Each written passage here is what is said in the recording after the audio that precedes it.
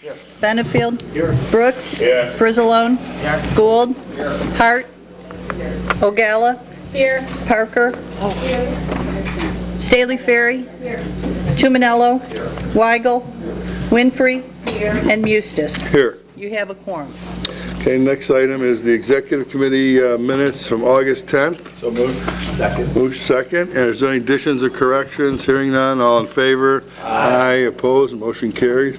Then we have executive session minutes of the Executive Committee from August 10th. Move. Second. Move second. Is there any additions or corrections? Hearing none, all in favor? Aye. Opposed? Motion carries. Is there any other old business to bring forward today? Okay, then moving along to new business. Update from Smith, Dawson, and Andrew. You know, Jim, Brett, you can come down by the podium, or you can present from the desk if you'd like.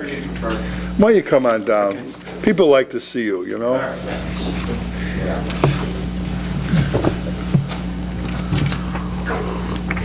Good morning, everyone.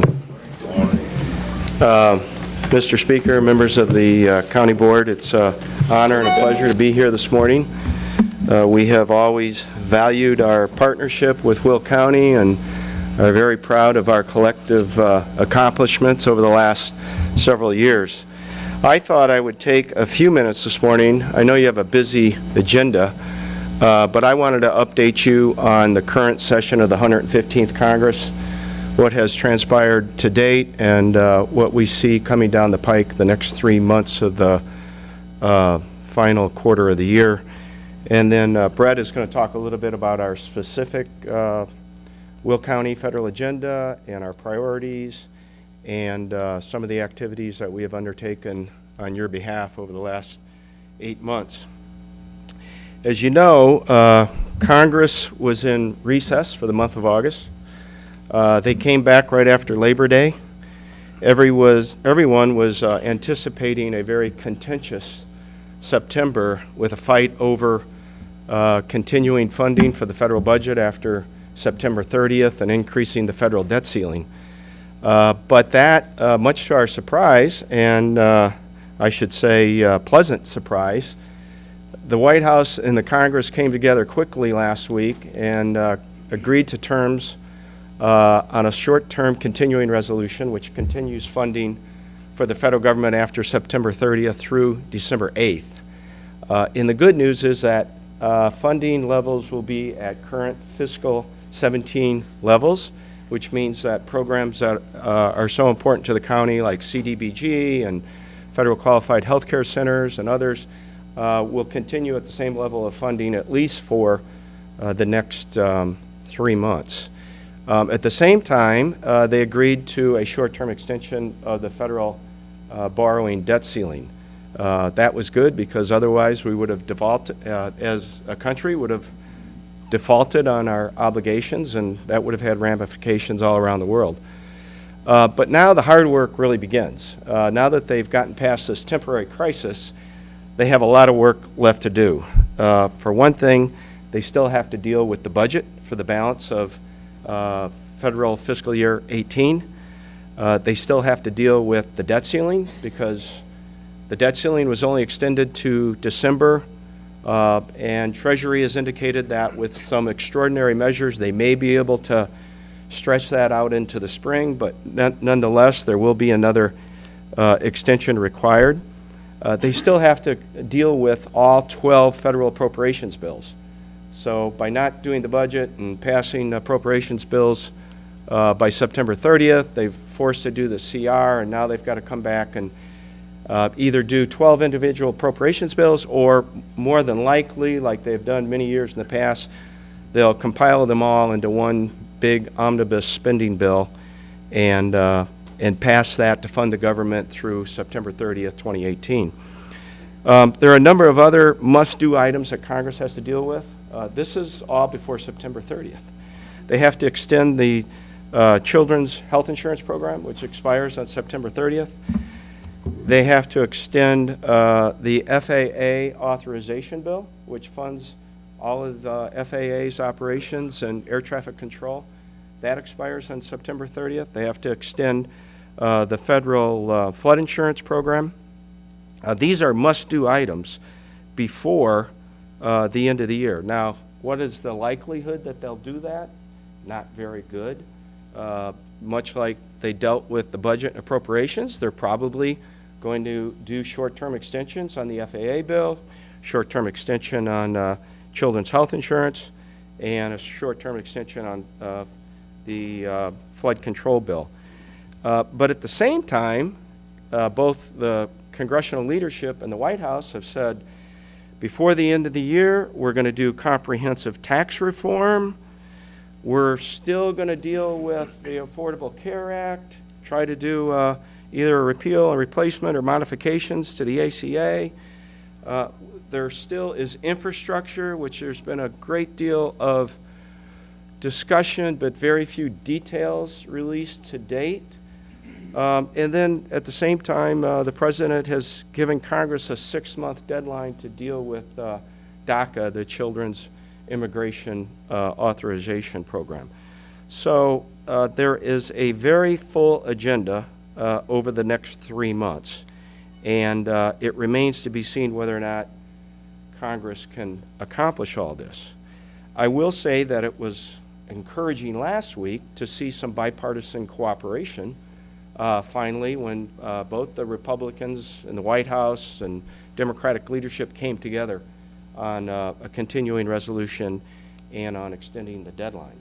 If that is we don't know if this is just a one-time incident or whether or not this is going to be a pattern for moving forward. I think if it is a pattern for moving forward, I think that there is a lot of optimism for accomplishing these things like tax reform and infrastructure and health care. But only time will tell.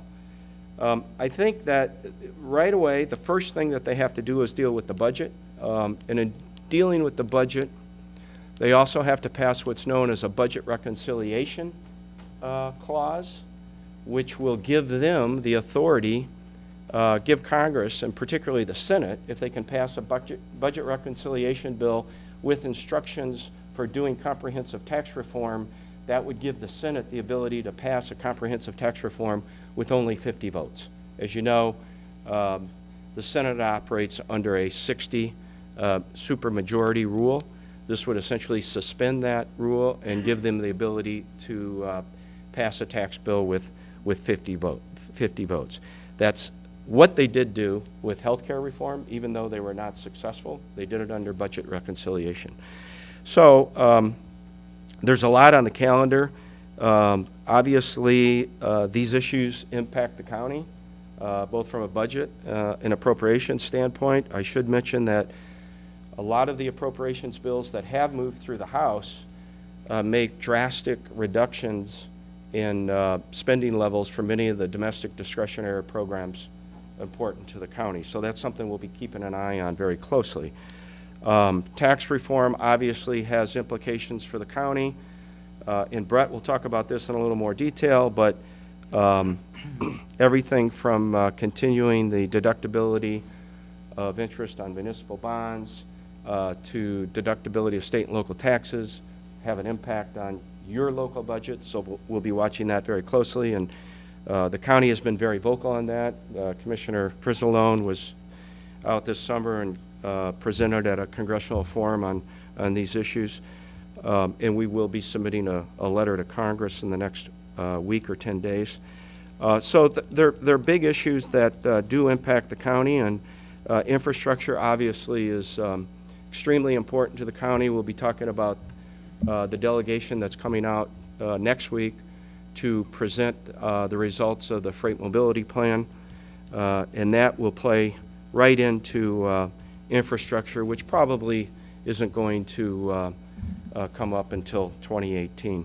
So that's just a little overview of where we are in the first session of the 115th Congress, and I'll let Brett talk a little more about the county's agenda. Thanks, Jim. As Jim kind of went through, I mean, anytime you have a new administration, you have new Congress, you're going to be very busy. And Jim kind of outlined a lot of the different elements that they're working through. And I would say the county kind of replicated this in that they've been extremely busy and active this year.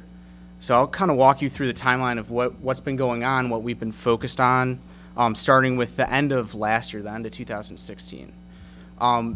Per usual, we met with a lot of the county agencies, discussed priorities, and then staff and folks at our offices worked to develop the federal agenda. The federal agenda is the document that we present to the congressional delegation, to federal agencies, to kind of give them a broad outline of the focus and priorities of the county. Of course, things change, but just to kind of have this as the blueprint to work off of has always been helpful and has served us well over our very long relationship. The focus of the federal agenda and the top priorities this last year, of course, transportation, infrastructure investment. That's what you guys are known for. That's what's really resonates with Congress, and hopefully 2018, it's looking like they're going in that direction, that they'll have a comprehensive bill, and we're well positioned to work with them on that. We also, of course, focused on tax reform. Jim kind of mentioned the two top provisions, state and local tax deductibility and the tax exempt treatment of municipal bonds.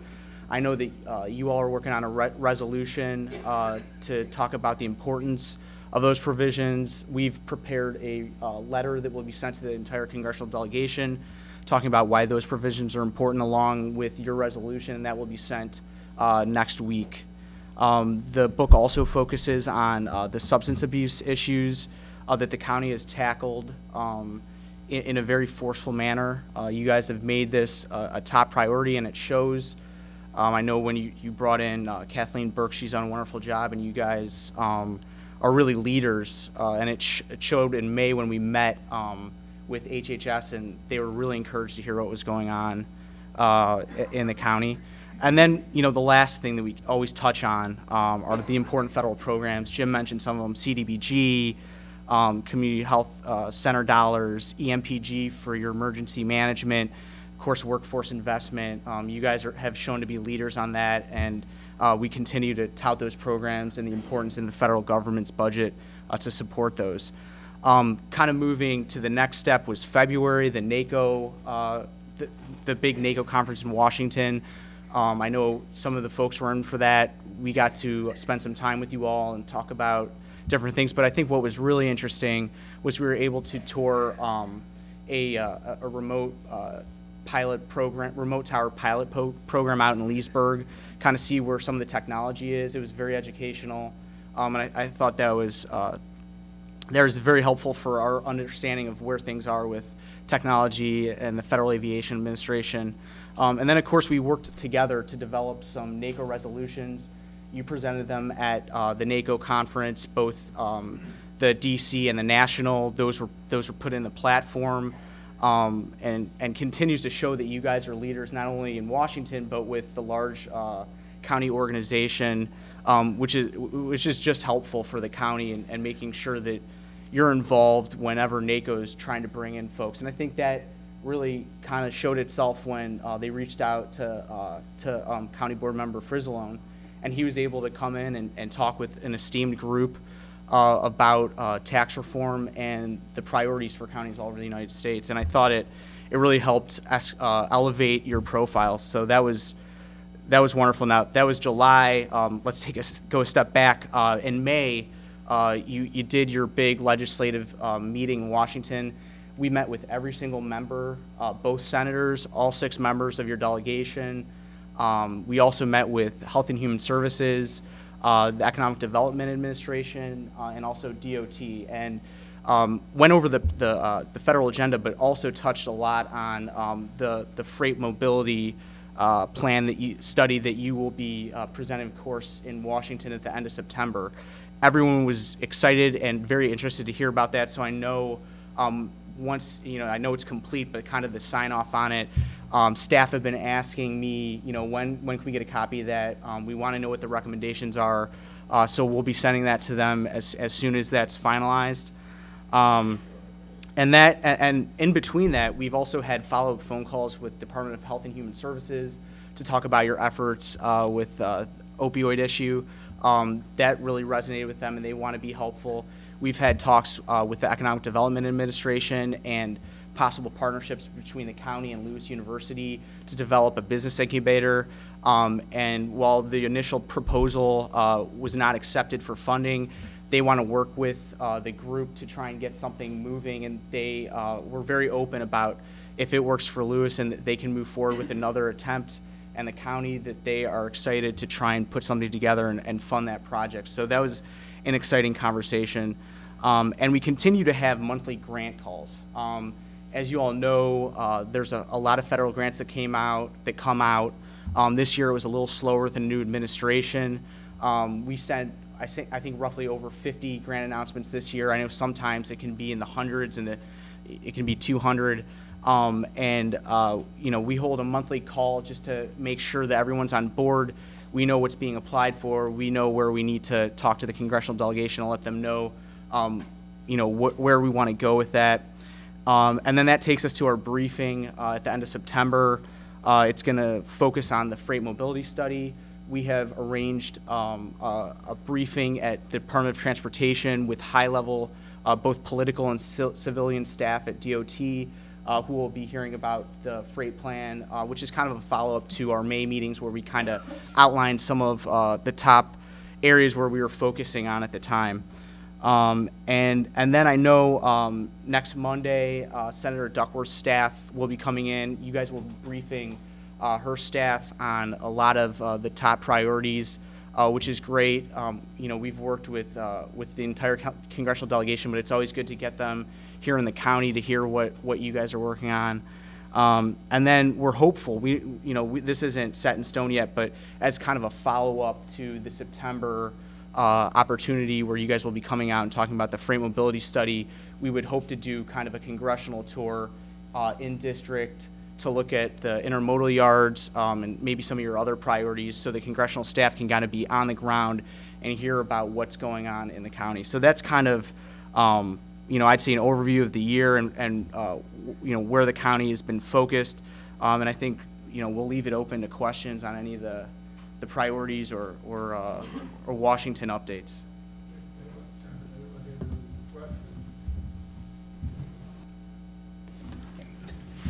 Go ahead, Suzanne. I don't have a question. I just want to thank you both for everything you do. And we're in constant contact, and the amount of work, and I'm so glad you're here today to present, for the fact that a lot of you in this room don't see everything that they're doing in DC, and I do for the most part, and we appreciate you more than we can ever explain. So thank you. Thank you. That means a lot to us. Thank you. I'd kind of like to just express the same kind of, it's a little bit like a marriage. It's if you hang in there, it really does get better. If you don't bail out. And our relationship, I think, over time, continues to get better. And as we get to know each other even more, it's kind of like you finish each other's sentences type of thing. So I think our relationship has I think matured, and we've benefited from that maturity. So I'm hoping we continue, and looking forward to future successes. And of course, we'll all be busy as we present our freight study to DC and seek out perhaps grant dollars. Even though we're going to have to be waiting on Illinois, I think, for them to finish their freight study. But I'm hoping we'll have some real successes in that area, and other infrastructure and funding for our health department and so forth. So we'll keep at it. Thanks. One thing I would like to mention, if I could, Mr. Speaker, is we mixed it up a little differently this year. And I know you and I and Commissioner Hart spoke about this a year ago. And we spread out visits to Washington, which I think has proved to be very useful. Mm-hmm. I think we've gotten more bang for our buck, starting in February with the NACO conference, and then following up with your visit in May, and and now we've got the delegation coming out in September. I personally thought that was really good, and I hope we can continue that. I think we will, it has been, I believe it's been a better approach, even though you had me working 16 hours in a day. Hey, no one said coming But to but I've had many of Washington- those days in my life, so it wasn't my first, but there were long days, but I thought it was very productive days. And I do think spreading it out and talking to not only elected officials, but talking to the agencies and talking to the folks who work in the agencies, I think is extremely beneficial for us. Well, I think all of you who have been on these visits to Washington know that it's not fun and games, it's work. Yeah. We keep you moving. Yeah. So, well, thank you for coming down, and Thank you. We'll see you soon. Thank you. Okay. Next on our agenda would be adopting the Will County Community Friendly Freight Mobility Plan. So Ann Schneider from Schneider and Associates, I believe, is going to be the presenter, which she has with her team. This what we presented here today is our final draft, correct?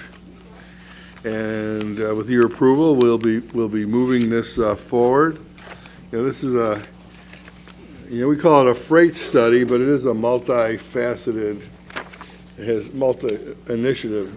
various initiatives that all deal with freight mobility, including workforce and workforce mobility and so forth, that deal with the overall industry. John,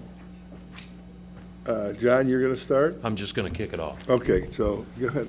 Mr. Chairman, thank you, members of the county board and associated people here. I appreciate the opportunity this morning to do something very significant for the county, and that is to present the final Will County Community Friendly Freight Mobility Plan, and look forward to presenting the same to the county board as a whole.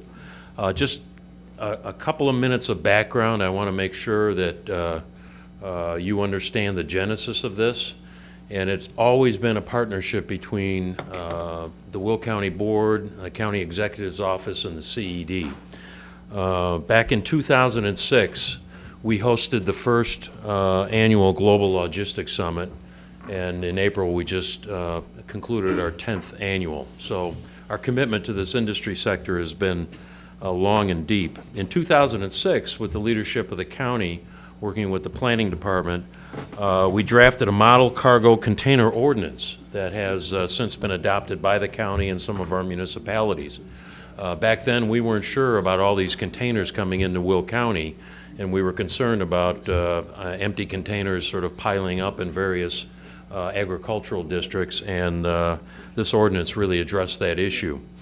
In 2007, the CED developed the first Will County Transportation Blueprint, again looking at the major projects that would assist both the movement of freight and passenger vehicles. In 2010, in partnership with the Will County Workforce Investment Board, we completed the Will County Inland Port Study. In 2012, also in conjunction with the WIB, we completed the Will County Inland Port Infrastructure Analysis, two studies that really laid the groundwork for the plan that you're going to learn about and hear about this morning. In 2014, we created the Will County Freight Advisory Council. The Freight Advisory Council was really the source of developing the comprehensive freight mobility plan, again, working in conjunction with all of you. And then, of course, today, the Will County Community Freight Mobility Plan is officially completed. So, quickly, the initial purpose of the plan, number one, to understand the current state of freight movement in Will County. With the advent of 2 intermodal yards and 3 million container lifts annually, clearly our communities, the county, and the region has been impacted by this, but we didn't have the information. We didn't know where the freight was coming from, where it was going to, how much of it was here, starting here and leaving here. The plan provides us with that. We also wanted to study the growth of the industry and its impact on Will County moving forward. So looking at the current state and then looking towards the future, how much of this is coming here and what are those impacts going to be on the county? The plan also studies best practices and their application to our inland port and our communities. As you'll hear from Ann and Jackie, this is a tool for Will County communities to deal and plan and address the impacts of this very important industry sector. One of the most important things we're doing with the plan is identifying critical freight infrastructure projects for federal funding. And that's the core of this plan, and again, you'll learn more about that this morning. And then finally, identifying critical workforce issues and possible solutions. It isn't a day that our office doesn't hear about workforce challenges for all of our employers, but particularly the transportation distribution logistics sector. So without further ado, I'm going to introduce the project manager, Ann Schneider. Thanks, John. Have at it, Ann. Thank you. And I want to thank the county board members, particularly the speaker, for their, and the county executive, for their engagement and involvement in what we've been doing. I've done work in a number of areas, and I can truly say that the involvement here in Will County by the board members is laudable and it's unique. Unfortunately, in other areas, you'd like to see more participation, but I really do appreciate the fact that you were engaged in this process and really gave us some excellent feedback that was incorporated into this final draft. I want to acknowledge all of the project sponsors. You see the list of them, and they're in your handout too. These are all people that are all organizations that in one way or another supported the project through funding. Starting, of course, with Will County, the Will County Board, the Will County Executive's Office, the Governmental League, Hugh is here. The Illinois Soybean Association contributed funds. The CED was very much involved. JADA was a big part of this through the mobility piece for the workforce. We also had the Federal Highway Administration and U.S. Department of Transportation engaged in what we were doing, and those federal dollars that flow through IDOT is what helped supported a great deal of the study. And then also the Workforce Investment Board and their contribution, they made significant contributions as well. We also had in-kind contributions from the Chicago Metropolitan Agency for Planning, CMAP. They provided a great deal of the data that was part of the foundation of the study. Next slide. So today, CDM Smith, Jackie Murdoch from CDM Smith, who is the assistant project manager on this for them, she is going to present to you some stakeholder engagement recap to talk to you about who we reached out to, what kind of feedback we got. She's going to go over some of the key findings and as part of that run through some select analyses. Talk about some of the recommendations at a high level that were included in the final draft, and then also discuss, again, at a very high level, the key freight projects. You'll see a map and hear a little bit about that process. And then I will wrap it up to talk to you a little bit about the implementation of the plan and then what the next steps are. So with that, I'd like to turn it over to Jackie Murdoch to present to you the stakeholder engagement. Thanks, Ann. Thanks, John. As Ann mentioned, I'll be going through some of the key parts of the plan, and please look through the executive summary that you have in your places for more information. And I just wanted to take a minute to talk about what components we're going to be looking through today. And really, it's the components that make this plan very unique. So we spent a lot of time on public and stakeholder engagement, which many of you were a part of. We did a lot of industry engagement with freight-related businesses, did a lot of outreach to HR representatives in that industry, talked to a lot of your residents, and had surveys and forums with businesses and residents as well. So that was one of the unique components of a freight plan, particularly. We used the Freight Advisory Council through the CED to develop a lot of these recommendations. We had about 7 meetings with them. We met with the Will County Governmental League several times, so met with a lot of the local communities to refine and develop a lot of these programs and projects. Like I mentioned, we met extensively with the freight industry and HR representatives from that industry. We had 2 forums for the freight businesses and 2 forums for HR representatives. We had surveys, and we did many in-depth interviews to really hear from what were the needs of the freight-related industry in Will County. And then we also had a unique effort for truck drivers, where we put a survey in truck driver break rooms to really hear from those truck drivers on what their needs were, what their concerns were, and what the sort of smaller projects that we might not have been able to capture just at a high level look. And then, of course, we did the open houses. We had 3 public open houses and a survey, which was, we had over 575 responses, which was a significant amount of responses. And another component we added was meeting with environmental groups from the county. So we had 2 different meetings to develop and refine environmental recommendations as well.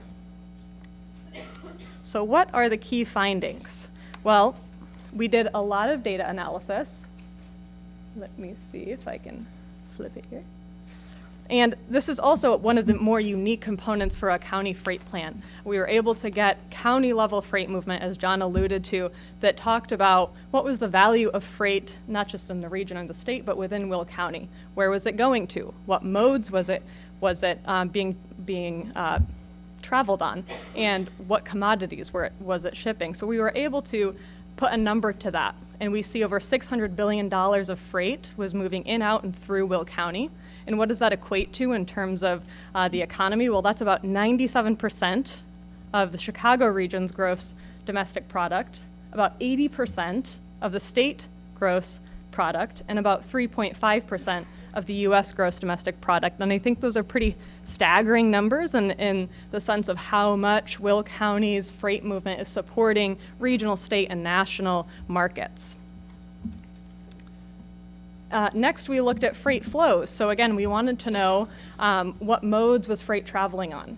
Where was it going to? Where was it coming from? And what portion of the economy was being supported by freight movement in Will County? And we found a lot of interesting components that really make Will County stand out. One is the mode split. So in most of the nation, you see more freight moving on trucks than you do on rail. In Will County, it's a pretty even split. It's about 50-50. And that's largely to do with all of your rail assets in the county. And so you can imagine if you didn't have those rail assets, a lot more trucks would be moving on your roadway system. So that's one unique component. Another is how much freight is moving through Will County. So not freight just coming within Will County or coming to Will County, but just freight that's using your roadway network to move through and supporting other regional and national markets. So in essence, Will County's roadway systems are supporting the nation's economy. And then we looked at within Will County, how much does freight-related businesses contribute to your economy? And we found some pretty impressive numbers. So there's about 106,000 jobs that are supported, that are freight-related jobs in Will County. That yields about $5 billion in earnings. We see about over $28 billion in economic output just from freight-related jobs here in the county. And what does that mean? That's about 55% of Will County's economy are freight-related generation. And that yields about over 37% in tax revenue. So you can see it's a large chunk of jobs, it's a large chunk of the county's economy, and a large chunk of the tax revenue. So it's definitely important, both from an infrastructure and a workforce component as well. So speaking of workforce, that's sort of the third very unique component to this freight plan. So not only are we looking at freight movement, where does it flow, what are the infrastructure impacts, but we're looking at the freight-related workforce and the needs of the freight-related workforce in Will County. So we looked at trends, we looked at how much freight-related jobs are growing, how much is it projected to grow, and we've seen a lot of really impressive numbers. So when you look at how much it's grown over the past 15 years, freight-related jobs, you see 138% growth in freight-related jobs in Will County. Now, when you look at other major freight regions like Los Angeles or Chicago or Memphis, you see single-digit growth. So Will County, we saw those 106,000 jobs that are freight-related.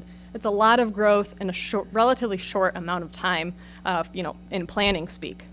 And we think those jobs, according to the projections, are only expected to grow. So over the next 10 years, we think it could grow about 33%, and that's probably a conservative number given, Amazon's recent announcements, two recent announcements just over the course of this study. We looked at wages, so we know that there's a lot of wage concern in this industry. There's a perception that there's a lot of lower wage jobs, and there, are about 60% of the jobs are, warehousing jobs in this industry, the $13 an hour jobs. But there's also 40% of those jobs that are making above $15 an hour. A lot of those are your truck drivers, contributing a significant amount of wages in this industry. And we looked at commute flows, so understanding mobility patterns, transit needs, and those commute flows was a significant portion of this study. There's another study as a component of this called the JADA study as well that looks at really detailed mobility and transit needs. And we found that there's a significant amount of workers in this industry that are coming outside of Will County. There's about 38,000 workers in this industry that are coming from Kankakee, Grundy, maybe Southern DuPage. So that tells us a lot about mobility needs in this industry for the workforce. So here are a few slides of key findings. These are some of the elevator pitches, and I'm going to run through some of them, and some of them I've already gone through. But one is freight is critical to the economic success of Will County. You saw some of those numbers about that 55% of the county's economy is freight related. Another is Will County freight movement is critical to the state and nation. So we saw how much through movement was moving through Will County. That's underscoring how important Will County's freight movement is to regional, state, and national markets. We also very much understood that traditional planning approaches really can't handle the pace of freight development experienced in Will County. We've seen how much growth and industrial development has occurred in this sector. You have 138 million square feet of industrial space. That's only expected to grow about 60% over the next 10 years. So, traditional planning approaches can't really handle the pace of change in the county. So we really need to understand how to better plan for future growth. One of those ways is, to marry a land use plan with freight planning. That's one of the key recommendations of this plan. So the next couple of findings have to do with how freight volume growth, so we did some projections on how much growth of freight there is to occur in the county and how that will affect safety and worsen those existing bottlenecks and operational issues. So we see that freight volumes in Will County could reach about 600 million tons, valued over $1 trillion. And traffic on some state and U.S. highways are projected to triple by 2040. So if the infrastructure system can't exactly handle what's already occurring in Will County, you can expect that based on the projections of truck volume growth, that could worsen without strategic investments and outside state and federal grant funding.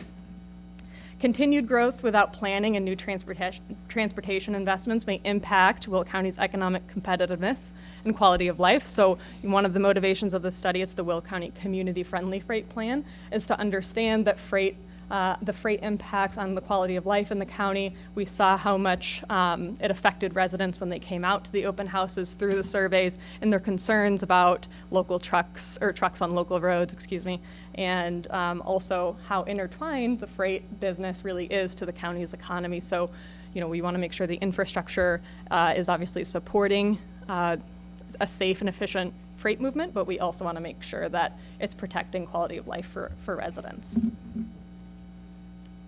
The last two are about really funding projects. So the first is funding and institutional issues make it difficult to invest in freight projects. So in a realm of competing transportation priorities, freight is just one of them. And it's already a very constrained fiscal environment to fund transportation projects as is.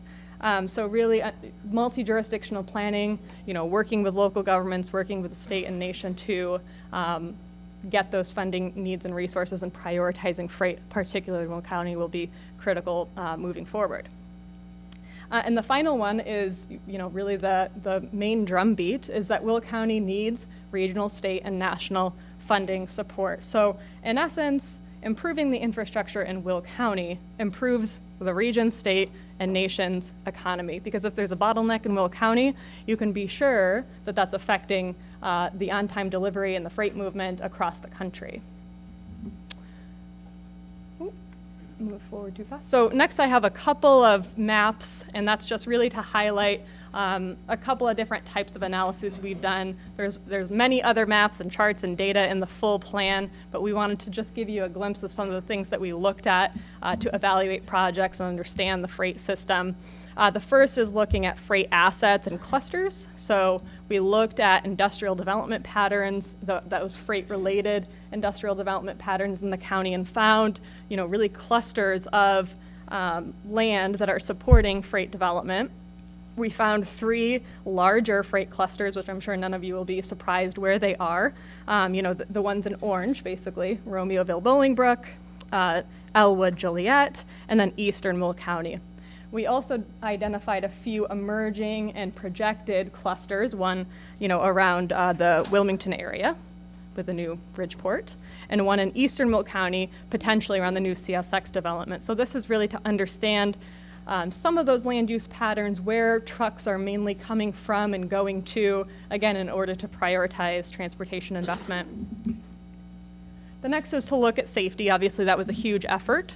We looked at major truck crashes over 5 years and found where the real hot spots were on the system. So some, might not be surprising along I-80 within Joliet, but you also see some around Elwood, along 57, and again, that helps us to understand where to prioritize freight projects. And then this is a map of truck congested hours, so really where are the segments that trucks are really being delayed. And you'll see, the ones in yellow and orange are significant amounts of truck delay, and you can see how ubiquitous that really is throughout the county. So what are the recommendations? Well, we have several different recommendations, and I would definitely encourage you to look in the executive summary if you have time, and definitely the longer plan to understand more in detail. Sorry about that. I'm skipping ahead. Let's see. Okay. First is the programs and policies that Will County can adopt to improve freight and quality of life. And as you can see, there are about 9 key ones here. I'll just cover a couple of ones that we spent a lot of time talking about. One is the need to expand data collection and modeling, especially on the county's roadway systems, to better understand traffic patterns, condition in a more data-driven way. The other one that we spent a lot of time talking about, both with local governments and with the industry, is to develop a more transparent freight network.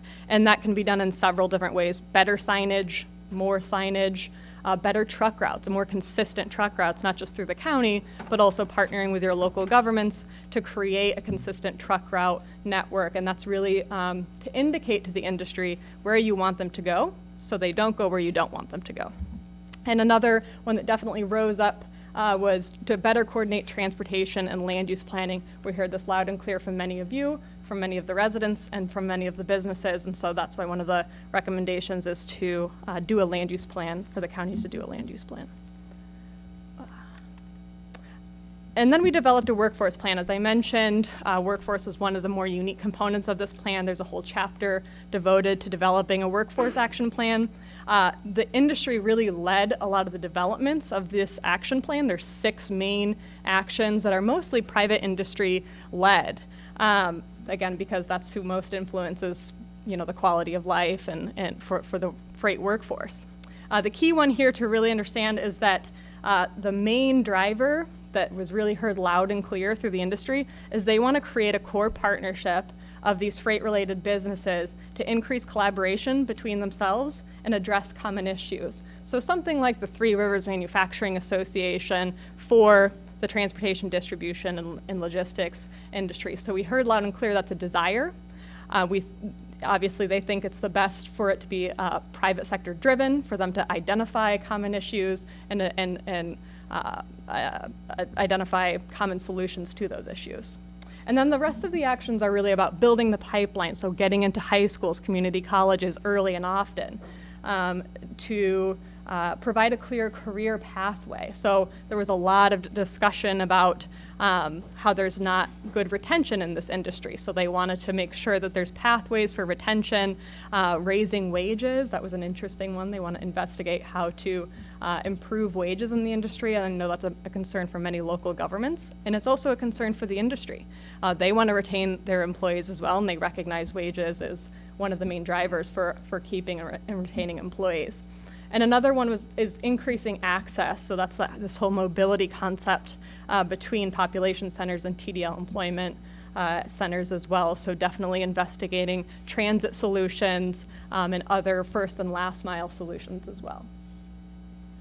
We looked at technology recommendations. So we looked at where you could deploy managed lanes to separate out traffic, to have a more expedited lane for both vehicles and trucks. And we looked at, some more private sector-led technology recommendations such as drone delivery or automation. And then obviously we have a lot of community recommendations that fall along several different issues, from safety to light pollution and aesthetics. I'm not going to run through all of these measures to address, but just know that there are a large amount of measures to address community recommendations. A lot of the concern is obviously trucks on local roads and safety, and we provide a lot of lower hanging fruit to address some of the community concerns. And we have environmental recommendations. So as I mentioned, we met with the environmental groups, a good cross-section of them, and had a lot of in-depth meetings about what those environmental recommendations could look like. And they span, from air quality to encroachment on sensitive areas. So we have a lot of measures to address some environmental recommendations as well, which is, again, a more unique component of the plan. So another, obviously very interesting component, what are the key freight projects and how did we identify those? So we looked at mostly existing projects from the state transportation improvement program, the regional transportation improvement program, some local plans as well, and found about 91 freight-related projects, and that means it's on a truck route or it's on the national freight network, something of that kind, connecting to a cluster, and evaluated those projects and understood what are the key ones for improving a myriad of goals of the freight plan. So we evaluated those projects using all of those metrics that you see on the right-hand side, and those metrics were developed through the Freight Advisory Council, and we had a lot of meetings to discuss how much those should be weighed and what metrics should go in there. So as you can see, it's not just looking at safety, it's not just looking at congestion, it's looking at a really holistic blend of metrics to evaluate and identify important projects that are freight-related. And ultimately, we have 25 top-tier projects. These are all of the 91 freight-related projects. You can see the 25 Tier 1 projects in the executive summary.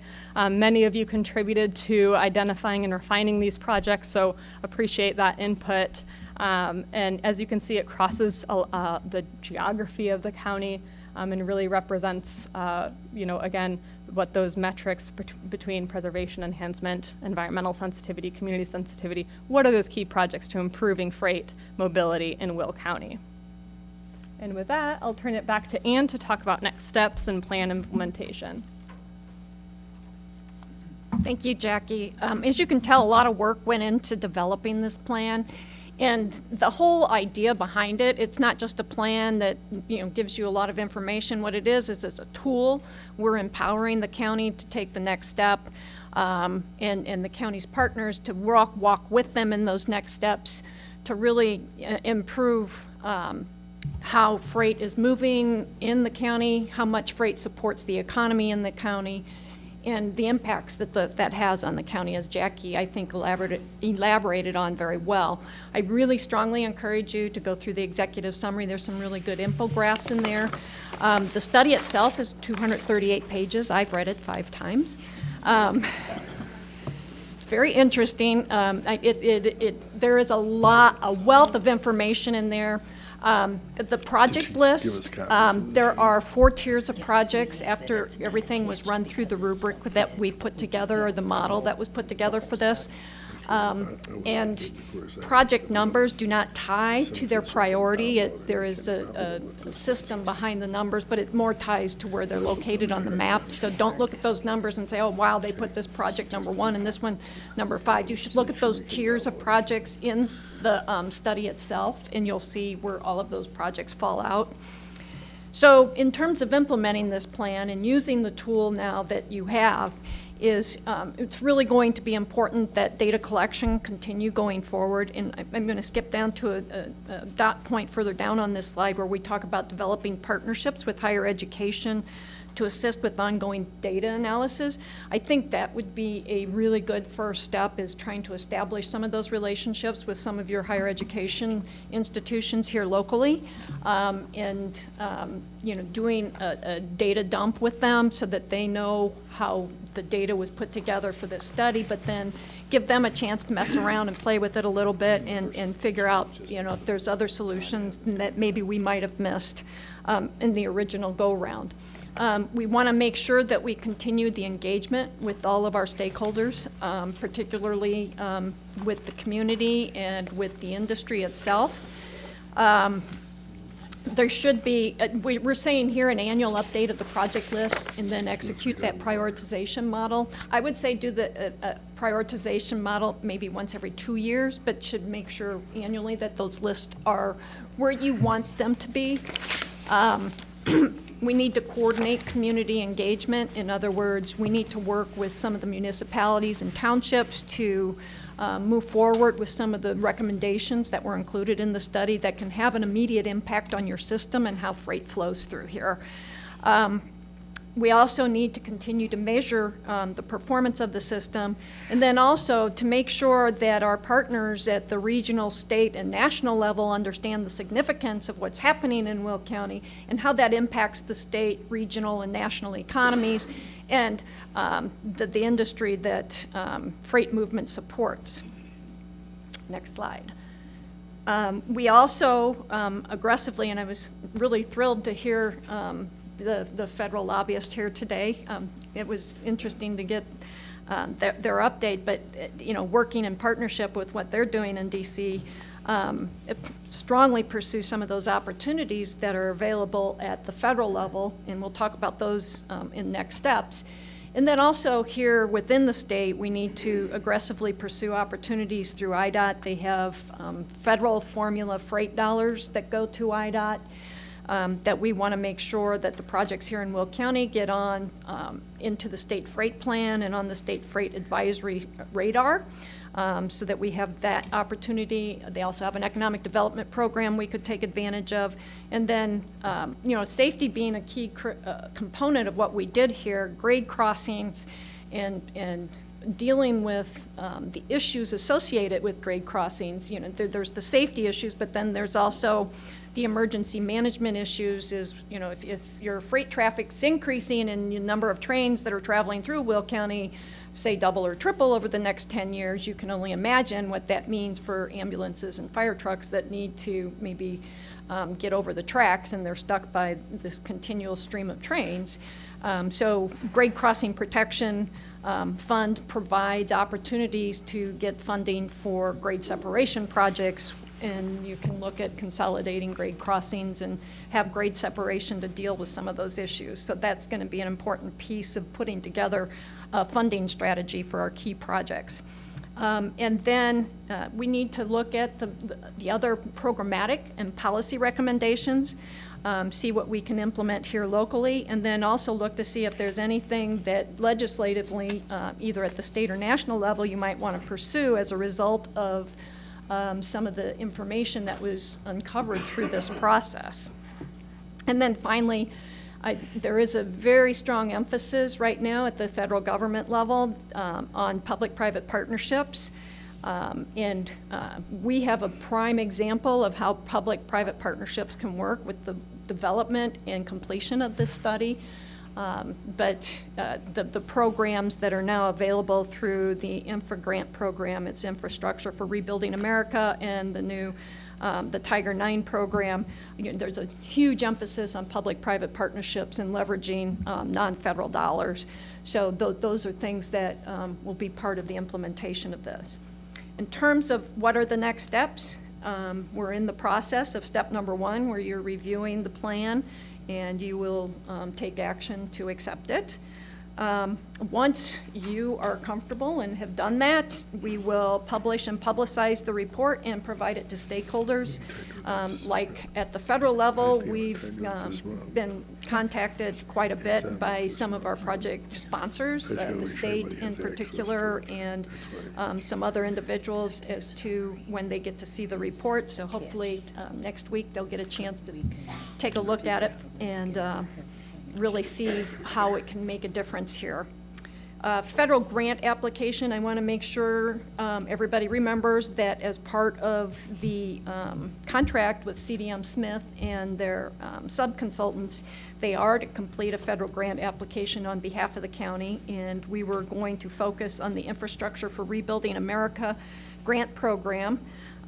Right now, there's $1.5 billion available through USDOT, and those applications are due on November 2nd. So we've got a little bit of time, but in the grand scheme of things, it's not a lot. USDOT recently announced the 9th round of Tiger grants. $500 million are available there. Those applications, there's a little more aggressive timeline with that. They're due October 16th. In conversations with the department headquarters in DC, that is going to be focused a great deal on rural communities and areas that support rural communities. And the cap on those grants is $25 million, with no more than $50 million going to a single state.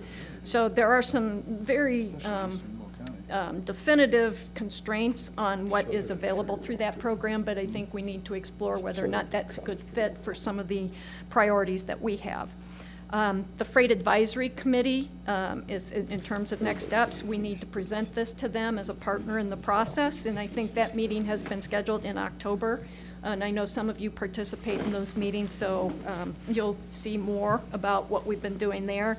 And then finally, the implementation steps that we discussed. And then also, as part of that, we are cataloging all of the findings into a matrix. We're going to present those to you to see if you can help us prioritize how you see the implementation moving forward, so we can, one, take advantage of the low-hanging fruit, but two, make sure that we're aggressively pursuing implementing the important pieces of what we've put together in this study.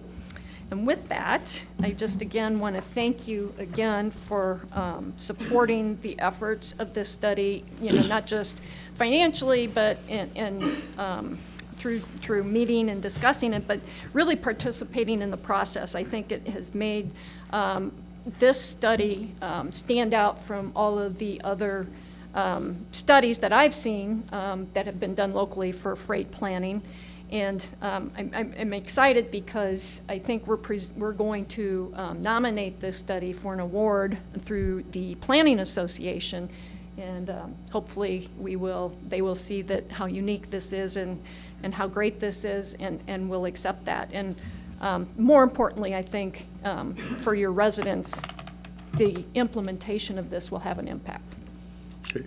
Thank you, Ann. Before I take questions, yeah, I'd like just to maybe mention a number of things.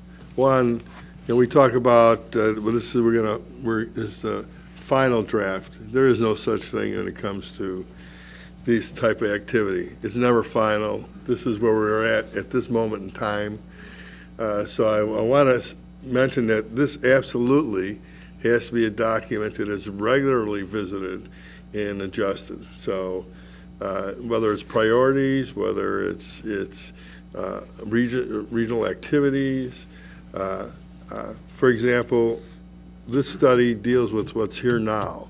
It's not that it doesn't acknowledge potential and have footnotes in the larger study that, we recognize there could be a yard at CSX. We recognize there could be another development in Elwood. But because you don't see them here because they're not here yet. We don't know if they're going to be ever built. So much of that falls in the municipality's hands, not the county's hands. These developments go into municipalities. They're approved by municipalities. even though Will County government is impacted because we have more of the infrastructure that trucks use than the local municipalities have. So, I guess I'm just kind of heading this, some questions what I think will be asked. But if you ask about future developments, all this study does is acknowledge that potentially these are developments that could come to fruition, correct? Correct. So don't ask Ann to make comments about future, because all we can say is we know they might come, and in those cases, the scenarios in the study change. And it's up to us then to go in and change them. In the meantime, I guess we kind of know the regions these kind of activities are going in, but I will tell you that we have a lot of communities, a lot of areas that border our interstate highways. And you never know where these things will pop up. It's kind of, so, people may think I represent like areas that are rural, and I'll represent suburban areas, but quite frankly, the suburban areas are more apt to be impacted by this, by freight, because they're all straddle the interstates. And there's still large pieces of, large land masses that are there, that are open. So, so I wanted to mention that, so you could ask Ann the question, but I think she's going to answer pretty much what I just answered it. They are acknowledged, but not included necessarily, because it's too early to include them. The other area that I would like to make a comment on, freight friendly. That's an oxymoron, isn't it? Freight friendly, but we're certainly trying to acknowledge the fact that livability in this county and living with certain types of development and how to best soften that impact or make sure that we have good planning and the ability to say yes and also the ability to say no.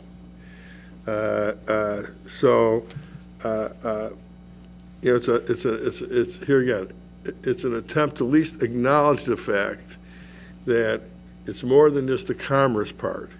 It is our residents, and that we try to make a quality of life does matter, but things change. When I moved to Frankfurt in 1972, bought my house in 71, moved in 72, and it was pretty darn rural.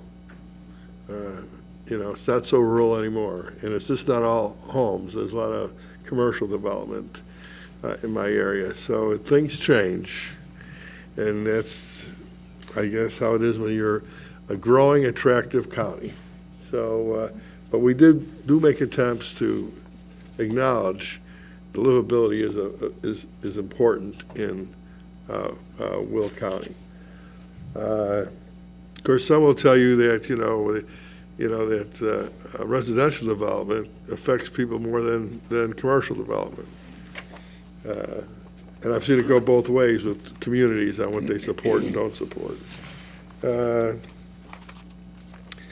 that, I'd also like to say that, Ann, you mentioned this right at the end of your comments, but our hope is that this is a model, and that we go to like CMAP and so forth, and they acknowledge and accept this as a working model in the region. And I think that's important to emphasize. These planning agencies have a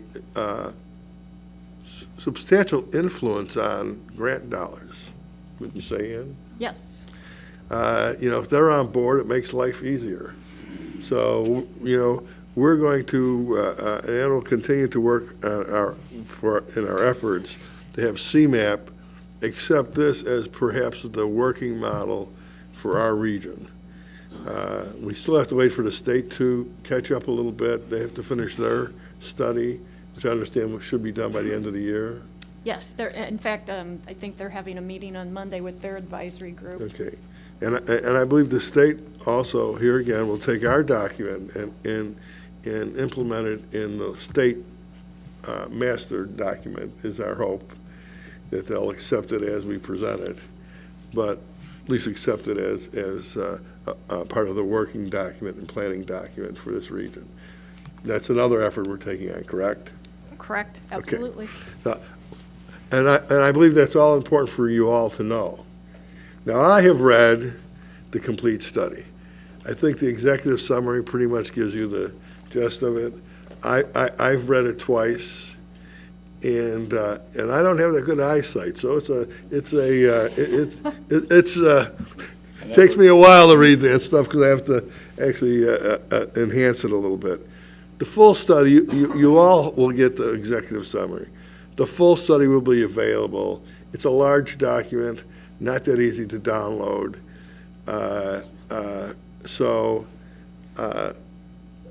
We will put it on our system. Hopefully everybody can download it. It has been, it's a little tough It'll be on the sometimes. project website. It'll be on the project website? Yes. Okay. And that will include all the appendices too. So the 238 is the base document, but then there is a series of appendices that complement or support what's included. So what we'll do is that we'll then give you the link to the project website. Yes. If you would like to review the entire document with all the detail, you'll be able to do that.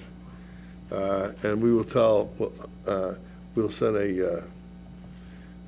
when we set the county board agenda today, 'cause I would like to give approval to the document next Thursday at this month's county board meeting. So we'll make sure everyone knows they can go to send it and send the link if they'd like to see the entire character. So now I'm going to, hopefully that kind of lets the executive committee and those who are present know kind of the direction we're going here. So as that, I will open it up to questions to the committee first. Go ahead, Herb. Do you have something? Yeah. Go ahead. Am I on? Okay. Jim, since you already told me what Ann's answer is going to be, can I ask Jackie a question? Absolutely. Thank I can you. probably tell you what she's going to say, too. Jackie, I do want to address how important is the freight workforce to the Will County economy. You did a very good job explaining that. I must admit, we did get this prior to. It does take a time to digest and understand. You did a very good job explaining that, and that helped me tremendously. However, my question is this. You mentioned Amazon, who has a large footprint here in Will County, and you also mentioned several times trucks on our local roads and their safety. However, since your study, you are aware Target stores do not have the footprint in Will County as do Amazon. However, they just recently announced they're almost competitive with Amazon in their hiring. Does that include or does that have the impact on your study at all when other companies, big boxes outside of Will County, also do a massive hiring like that? Wouldn't that also impact? The growth that we project is coming off of national projection data that was specific to Will County. So that 33% growth is actually produced through the data that we purchased for this study. We think that number is low, and so as we see some of these new announcements coming out, that will definitely influence, and that's another reason why we need to make sure on a regular basis that we're updating the data that we're analyzing as part of this, so that we can adjust what we need to adjust to accommodate that growth. Okay, thank you. Well, our study, though, doesn't necessarily take into account development that is outside of Will County. That's correct. I should understand that. So there could be impacts on Will County from surrounding counties, but it's not anticipated in our study. Right. We did Especially look the at, western we did look counties. at the labor sheds, though, for the major clusters, which is, when we talked earlier, when Jackie talked earlier about the increase, the 61% increase in industrial space over the next 10 years, that's what we were told by the people in those existing clusters they're going to create. So there could be additional growth beyond that. But so, now I forgot where I was going with that. No, that's all right. What was I talking about? Wake up. I was thinking I that. know. Oh, well, sorry. I lost Okay. my train of thought. Okay, I've been there. Okay. Chuck? You guys did a great job. That's a lot of work in this. I really like the uniqueness. When we originally sat down, and you sat down with the county board, executive staff, and our committee, and we identified all these little variables, it was very, you did a nice job incorporating everything. I have one question that, as you talk about the workforce plan, you guys had the 6 that you pulled from the industry that deals strictly with the TDL workforce. How do you think, or what do you think it would take to put something in there that addresses identifying other industries that benefit and support the TDL workforce and industries? Because I think things like manufacturing or even logistics consulting, professional logistics consulting, so that from an economic development standpoint and business attraction, I could see this being a great marketing plan for us at Will County. No, I To think, be able to go in and try to get other industries.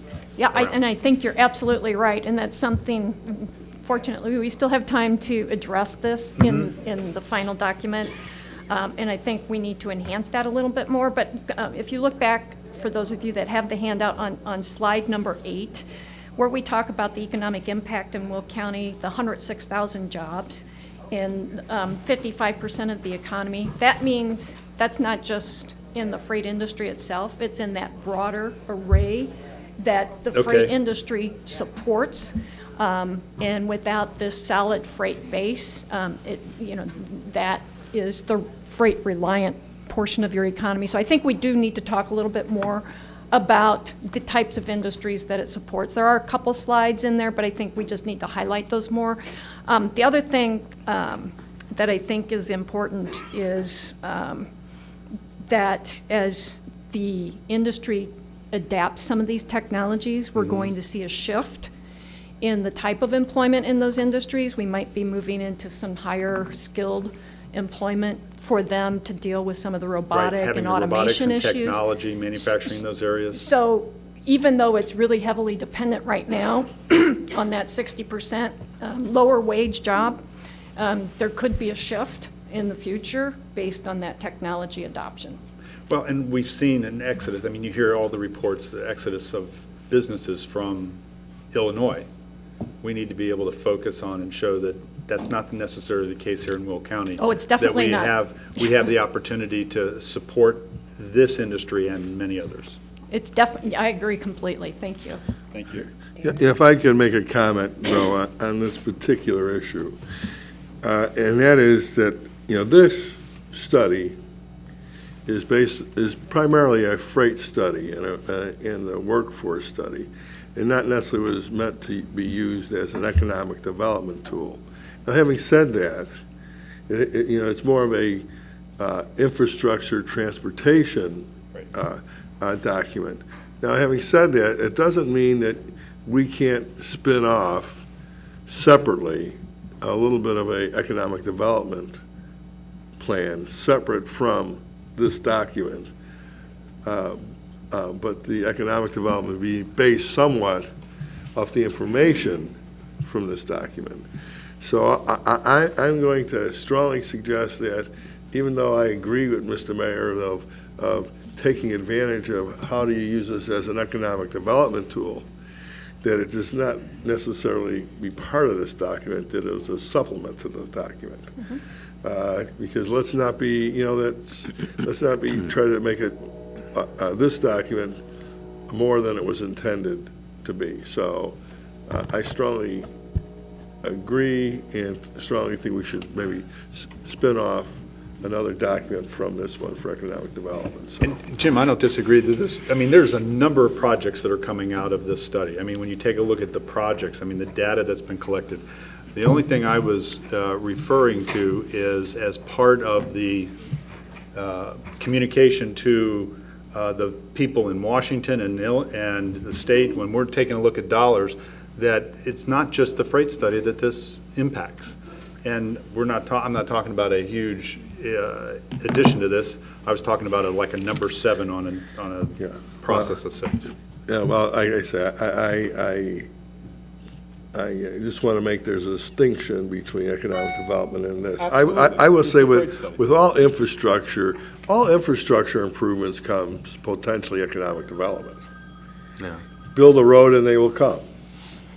It may take them some time, but they'll come, right? So build an interstate and all of a sudden there's interstate interchange development in the middle of nowhere, sometimes.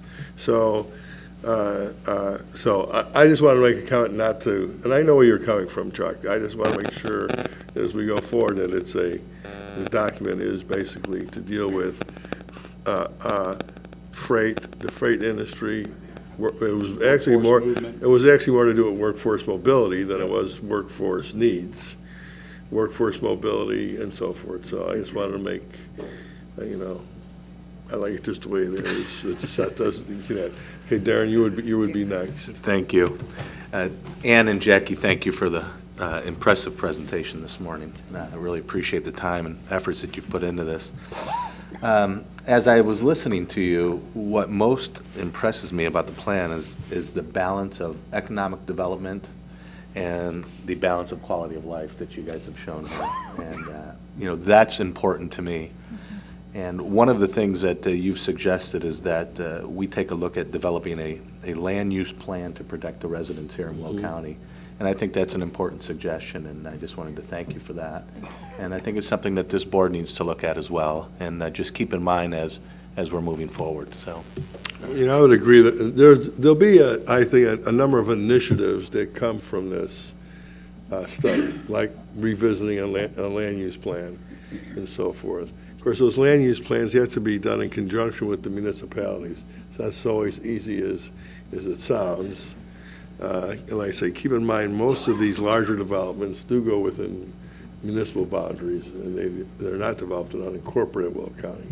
So certainly encouraging municipalities to perhaps visit their land use plans with some information they may get from this document, I think is a good way to start, Darren. And Hugh's out there, isn't he, somewhere?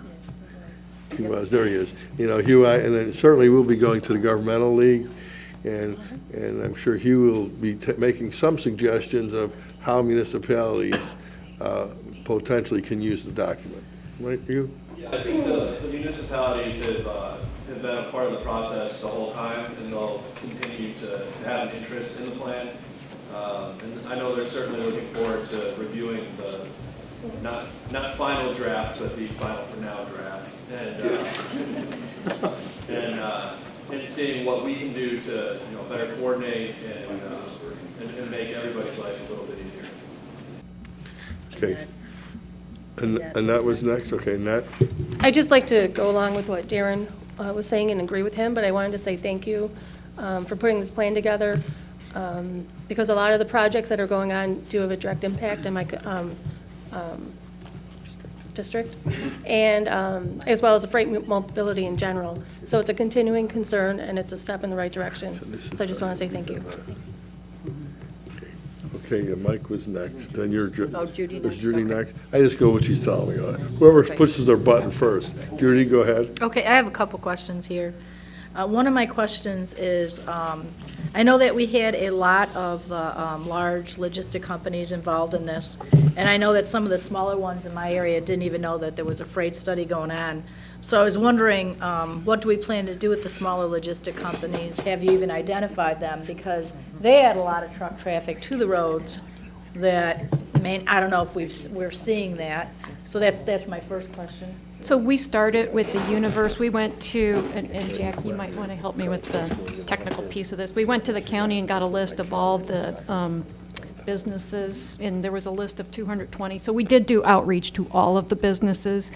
The ones that engaged were the ones that voluntarily, after our outreach, engaged with us.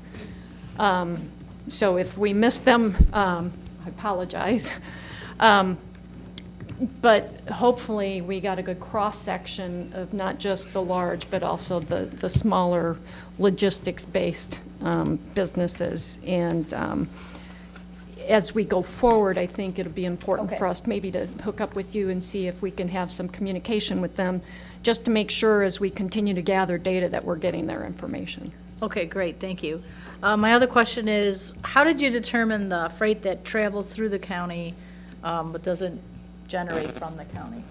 That's coming from the TransSearch data set that was purchased, and TransSearch is owned by IHS, which is a national economics firm, and they have county-specific information that they generate based off of data that they have, and then models that they use to make it local specific. Okay. And I think you've kind of answered my one question I was having, that, 60% of the workforce right now makes less than $15 an hour. We got people at McDonald's want to make $15 an hour. So I know that's a big concern because they have massive employment at these facilities, and, people are counting on being able to live off of these salaries. So, but you say with the robotics coming in that there's an opportunity there for them, so that's good to know. And then I just wanted to hit on something that Hugh mentioned, was that the municipalities are involved in the conversation for helping. We do have to have a regional plan that works together so we can get trucks from here to there. I just want to make sure that some of our rural townships are also contacted, because I live in Will Township. There's no municipality strictly in my township. It's pretty empty, and I know Wilton Township is the same, yet we got the truck traffic going through. So I want to make sure that we have our township officials be part of this conversation. Yeah, and I think they necessarily should be, particularly when we start talking about truck routing. Right. So I think, it's not just in the county, and it's not just on city roads, it is those townships as well. So that's definitely part of when we sit down to develop that'll be part of the implementation strategy. Okay, thank you. Along those lines, I'm going to make a suggestion, even though I believe I've made this suggestion, you may have already talked to a lot of them. But that's, of course, there's no, townships have more roads than any other combined local governments. They have more than the county has, and they have more roads than collective municipalities have. And of course, the highway commissioners meet regularly. So, and they have a highway commissioner association, Will County Association. And so I would suggest that, and is Jeff Ronaldson here? Jeff Ronaldson works with them and communicates with them regularly, and I believe goes to their meetings once a month. So I'm going to suggest that because I agree that we reach out to the highway commissioners, because they're the ones who really have jurisdiction over the roads. It's not the township. I think it's best to go directly to the highway commissioners.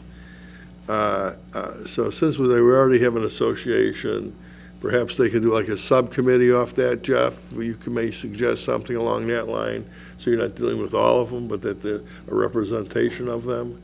And I think you get,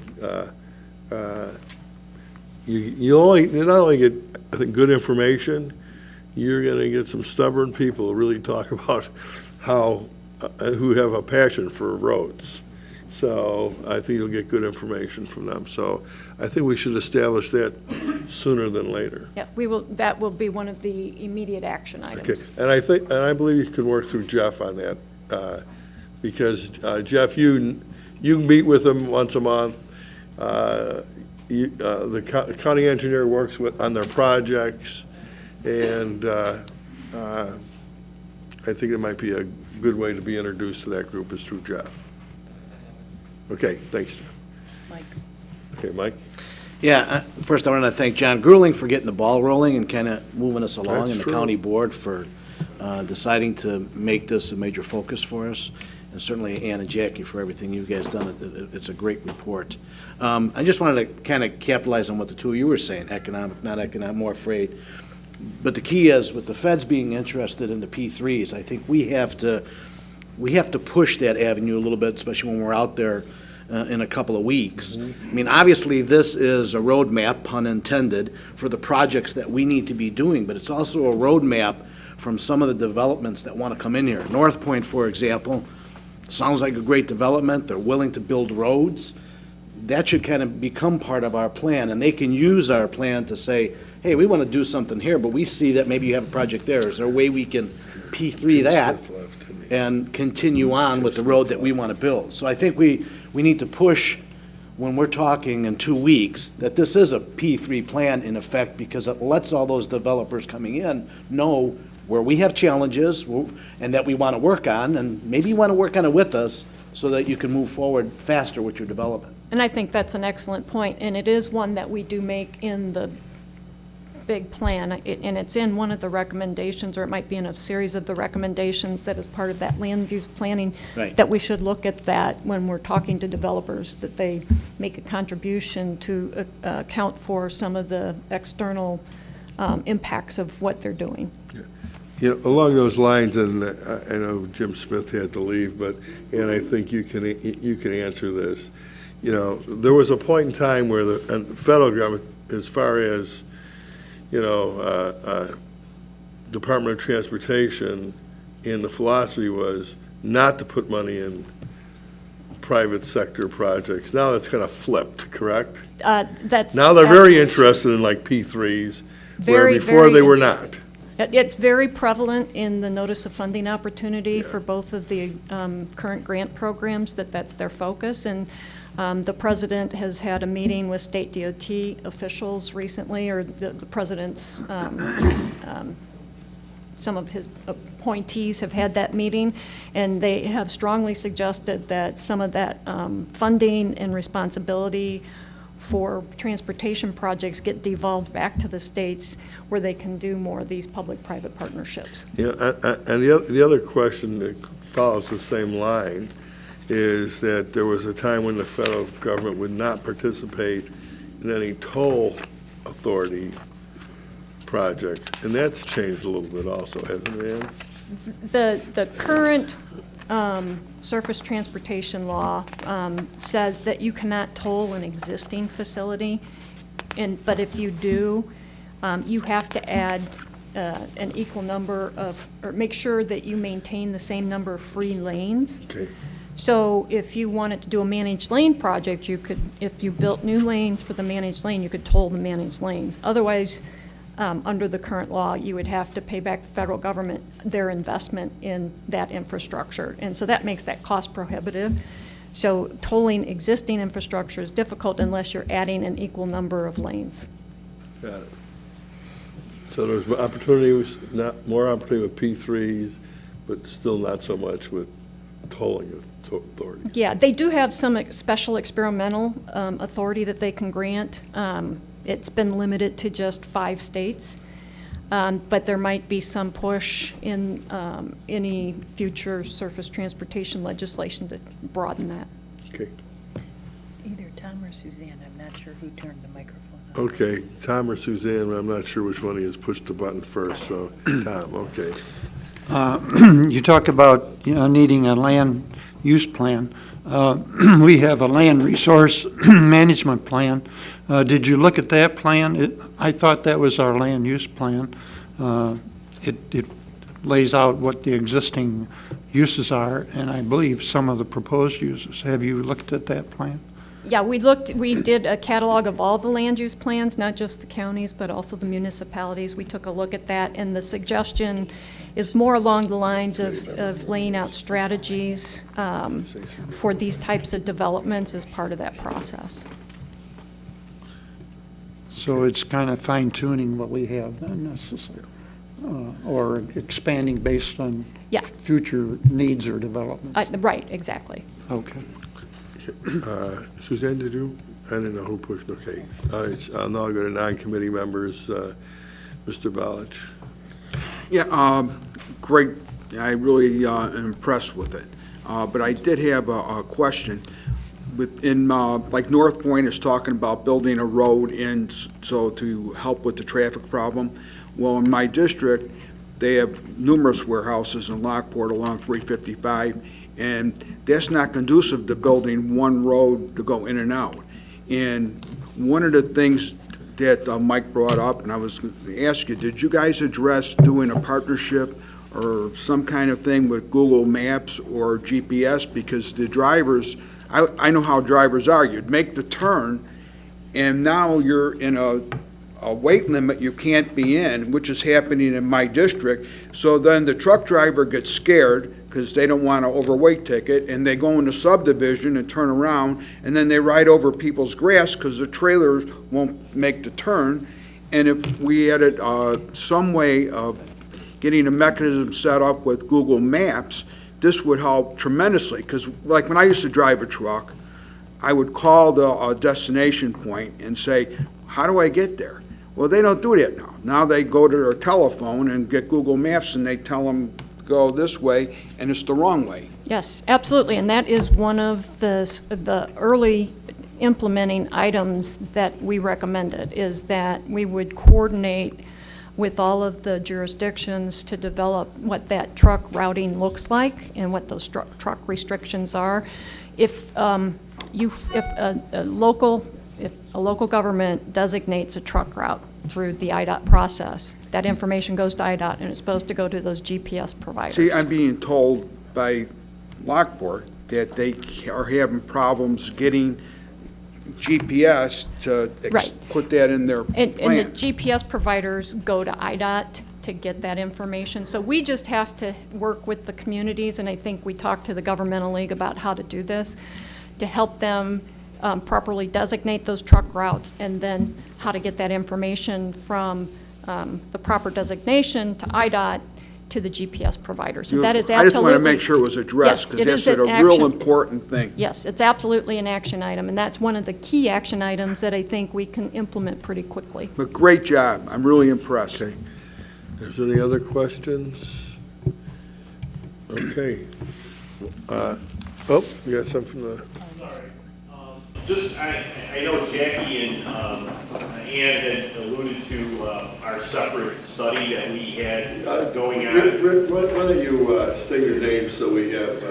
Sure, Rick Kozeski with the Joliet Arsenal Development Authority. Okay. So we converted a grant that we had gotten from IDOT that was originally going to be used for a TMA, Transportation Management Association. And so we worked with, obviously some of you know this already, the county, and converted our grant into workforce mobility to mirror and work along with your study. So chapter 4 in your study is a synopsis of our bigger workforce mobility study, which is going to be completed in the next 30 days as well. And we'll make sure that you guys get that full report, because that goes into detail a little more about where people are coming from work, how we can get them there, how we can work with the transit agencies and so forth. So the details, the more bigger details of that section will be in that separate report, which you'll also get. So. Yeah, and I apologize, Rick, you're absolutely right. We should have probably highlighted that a little bit stronger. Okay, is there any other comments by county board members? Any from the general public I'll take? Some of y'all? Okay, step up, Ron, and state your name. Okay, Ron, now sit down. No. I like the kid Ron because he can go on for a while. Go ahead, Ron. Back on workforce housing, where does that fall in this mix? I know that the 38,000 people coming from outside the area. I know we talked about this initially when we met. Where does this fit? Is this under land use planning, or is this under some other? Oh, I'm going to answer you, Ron. I mean, even though this subject has come up, both from Ms. Snyder and you and some others, whether we were going to include, or whether we should be including housing affordable housing and housing is more than just affordable housing. You know, sometimes you need to talk about, we need more executive type housing to get the executives to come here. So how we directed Ann, and I'll even say, you know, I nudged her and said, for the purpose of this study, just like I mentioned about economic development, that it was not going to become a housing study. It was never an intent to be a housing study or availability for affordable housing or non-affordable housing. It just is not part of the study. It's a transportation. And even on the workforce side, this originally started out as workforce mobility, not necessarily the availability of workforce. It was more about mobility. So we kept that focus of a transportation. What you're talking about would be certainly something the county could take a look at, or the Fed. And I understand why you're interested, Ron, because you do the administration of our HUD funds. But generally, housing and housing patterns and housing affordability is addressed more from the federal government and agencies like HUD. So to answer, as I say, I'm answering the question. Schneider and Associates was pretty much directed not to take up that issue of housing. So I don't think it's fair for Ann to have to answer to that when basically the direction from the county board, who is responsible for the study and the direction of the study, made that kind of determination. And I believe I mentioned that a number of times at our various meetings, that we were not going to take that up. So, Ron, it's a subject that certainly is worthwhile, that we can take on another day, but it was not part of this particular project. Okay? Say yes, it's okay. Okay, thank you. Acknowledge what I'm talking to you. Okay, you understand. I'm not always sure about that, Ron, but you're basically persistent on what you are charged with doing. So I commend you for that. So it's not a criticism. Okay, so any other questions? Okay, Ann, thank you very much. Thank you. Jackie, everybody else who was involved, thanks very much. So. Need a motion to move that. So I'll entertain a motion to move this for approval to the full county board. We got a motion second, all in favor? Aye, opposed, motion carries. Okay, number 3, review of compensation for the Board of Review and the supervisor assessments. This is a discussion.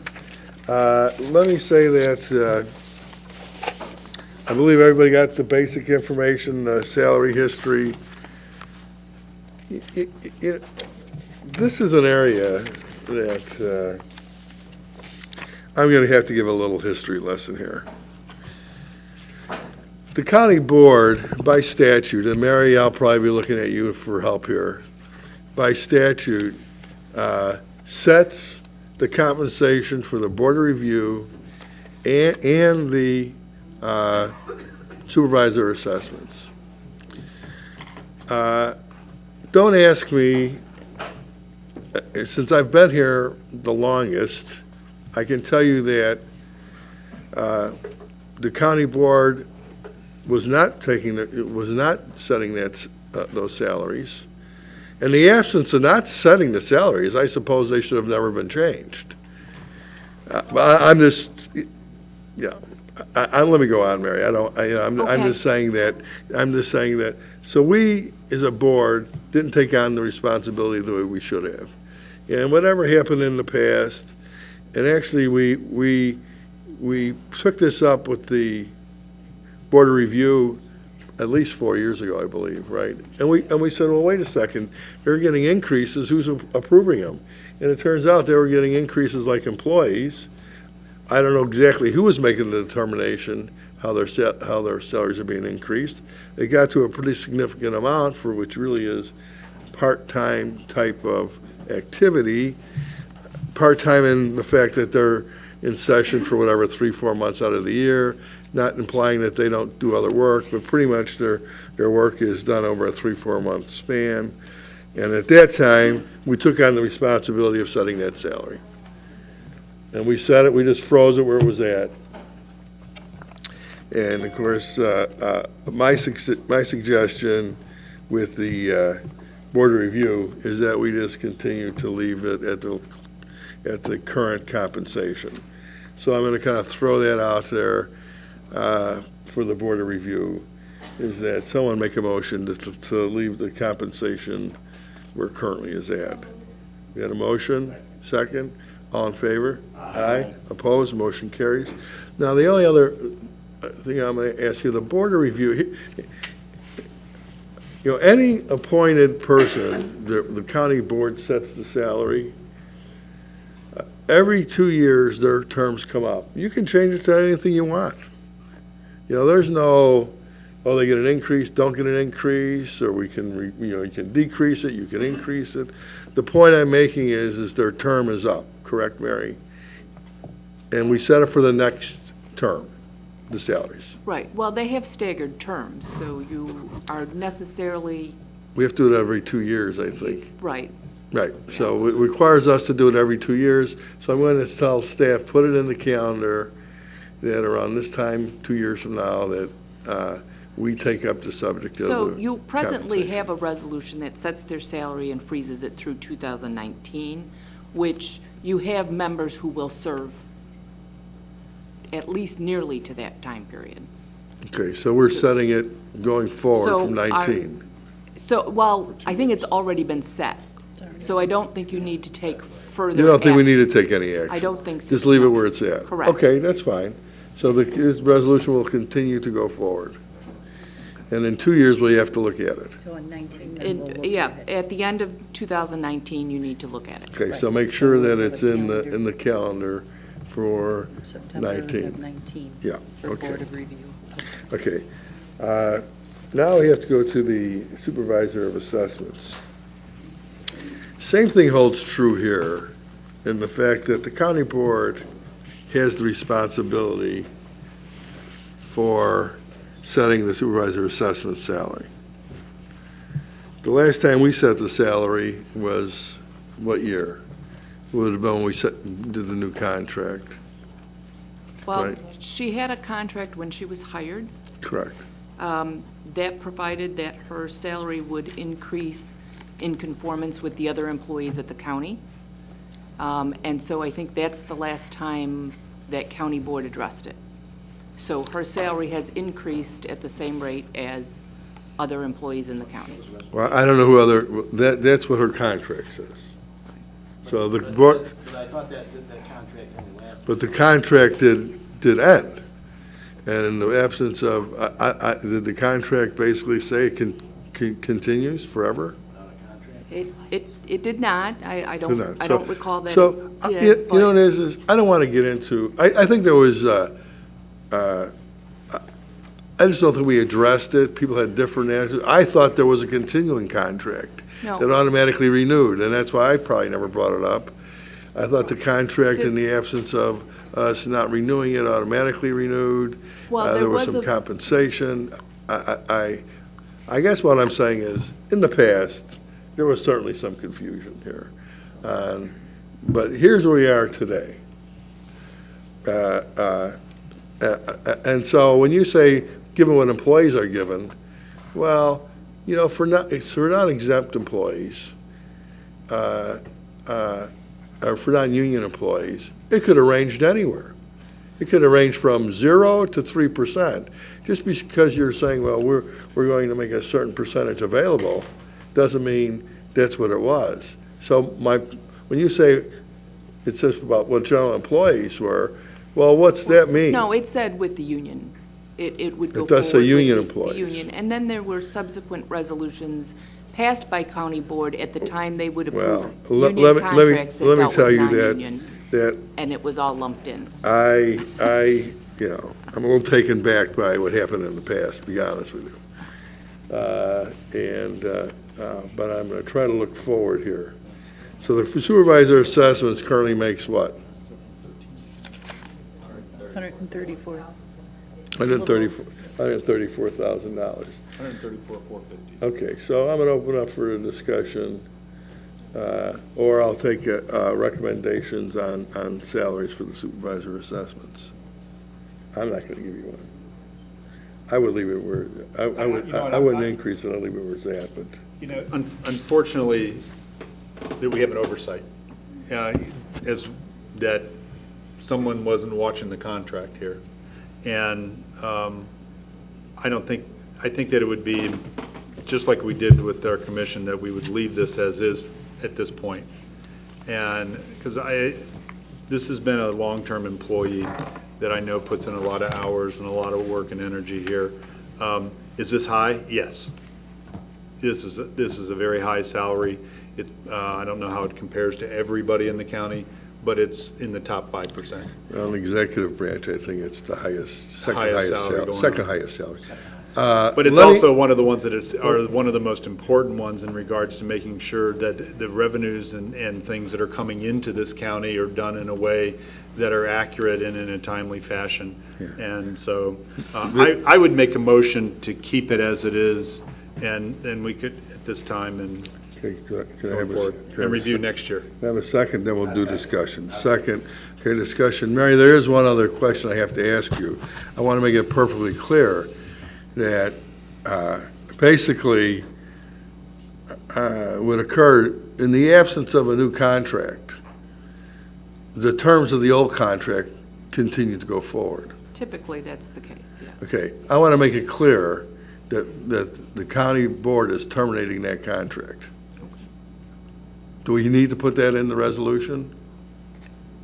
Yes, I think that would be a wise decision, is Okay, to so- indicate that, recognize that that contract is no longer in effect, yes. Okay, do I need to entertain a separate motion for that? We can put it all in one resolution. As an if you amendment, want. I would. Okay, I just want to make sure it's all, the old contract is addressed and there's no conflict going forward. I would amend my motion to include that. Okay. Okay, so we got a motion and a second discussion. Anyone? I agree. Okay, I agree, okay. Mike. Go, Mike. Yeah, I agree too. I just want to make sure that how this happened in the past doesn't happen again. If the contract was over, why was it not brought to the attention, and who allowed that increase to happen? Yeah, who authorized the increase? But you know, I still don't know that. I'm going to just assume that, and I shouldn't assume anything. I don't know if okay, your point well taken. I don't know if the supervisor assessment put in for it, or it didn't come to the county board. Nick, did it go to your office for review? I don't know exactly. My understanding has always been once these positions are appointed, they're treated like an elected official, so it's not Right. the county executives authorizing it. Right. Then who It's the did? board that sets. And then I'm going to Maybe assume Bruce it came out of knows. the supervisor assessment's office. Maybe Bruce knows. And may I Bruce? suggest that Yeah. we do a review of Oh, wait a second. So- Bruce, you're HR, so you have Yes. to approve it. So who'd Well, it come I from? don't approve salary increases, so. All right. and- Well, then, can you tell us? So normally. HR? Yes, the process had been that any change of status form gets funneled directly to the payroll department, and they would process it based upon the documents that were provided. I went back, now, you know that our payroll director retired last year, so Yeah. I can't question her on her procedure. However, I can tell you that when a request for a change of status came forward earlier this year, it was brought to my attention. So that's when I reviewed the form, and it didn't have any authorization signatures on it other than somebody from the supervisor of assessment's office. And so I brought it forward to both the county executive's office as well as the county board's office, because I didn't feel that there was proper authority to actually authorize any increases. So then I went back and looked through prior years to kind of piece together what had happened. And these prior increases were based on another assistant state's attorney's opinion about treating her as an employee and looking at the prior resolutions the board had passed for non-bargaining unit employees. So obviously, that is incorrect. So that's why we're going forward. Yeah, but it was up to. And now any type of salary increase, especially for non-union or elected appointed officials, things like that, they have to come across my desk before that they can actually go into the system. And we probably should make it clear then that the supervisor assessment position is not that of an employee, it's an appointed official. Which I want to make the distinction that supervisor assessments should have never, in my opinion, should have never been treated as a regular employee. There was an opinion given. Mary, I think that we kind of reviewed that. You would agree that appointed officials are not a regular employee? Well, I think what we would do in the future is when you pass the resolutions dealing with non-bargaining unit members, you would make that distinction with regard to appointed, because from a legal perspective, they are an employee. Well, we're all employees. I'm an employee Correct. as a county. That is We're all employees. That's But when correct. when the state statute says this person's salary will be set by And I just this am board, saying, it certainly makes a distinction. I would just say we'd make that very clear in any further resolutions, dealing with the non-bargaining, so that there isn't any confusion going forward. So I think the short answer, Mike, is it was approved through the Supervisor Assessment's Office based on an opinion from the state's attorney that the Supervisor Assessment was an employee versus a appointed public official. Well, but that brings up the other question then. The way we have it, correct me if I'm wrong, a non-bargaining unit department can give the raise that the union gets within their budget. It's up to the department head, right? Yeah. So. Or it could be the elected official. All I right, mean, but is a department head able to give themselves the raise too? In any of those departments? Well, I think in those cases, the elected official that oversees that office does the. That's why I it don't comes think to us, in the case of supervisor. No, for example, I'm going to use Nick as an example. Nick is the chief of staff. Nick may recommend increases for the staff, but when it comes to him, it has to come from the elected official, which would be the county executive. Okay. I mean, that's how it kind of work, in my opinion. And there may be others that the elected official would make a determination. Is that pretty much how it works in your office, Nick? Payroll or salary increases are approved by the county executive ultimately. I can make recommendations, but in our office, that's the policy. He approves all. He signs off on all. He signs off on everyone that's underneath him, so. So. He would have signed off on So basically, in this case. He signed off on it?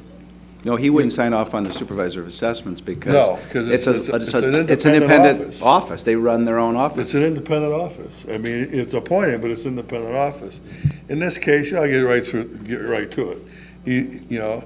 The supervisor assessments approved the increase for the office. Well, that doesn't work for me. Well, it doesn't work for me either, but going forward. Yeah, I know where we're at Going now. forward, it won't happen again. Let's put it that way. And the other thing I'll ask within the resolution. Real quick question. Well, let me finish this, that I think is also important. In this resolution, you need to say how many years the salary is for.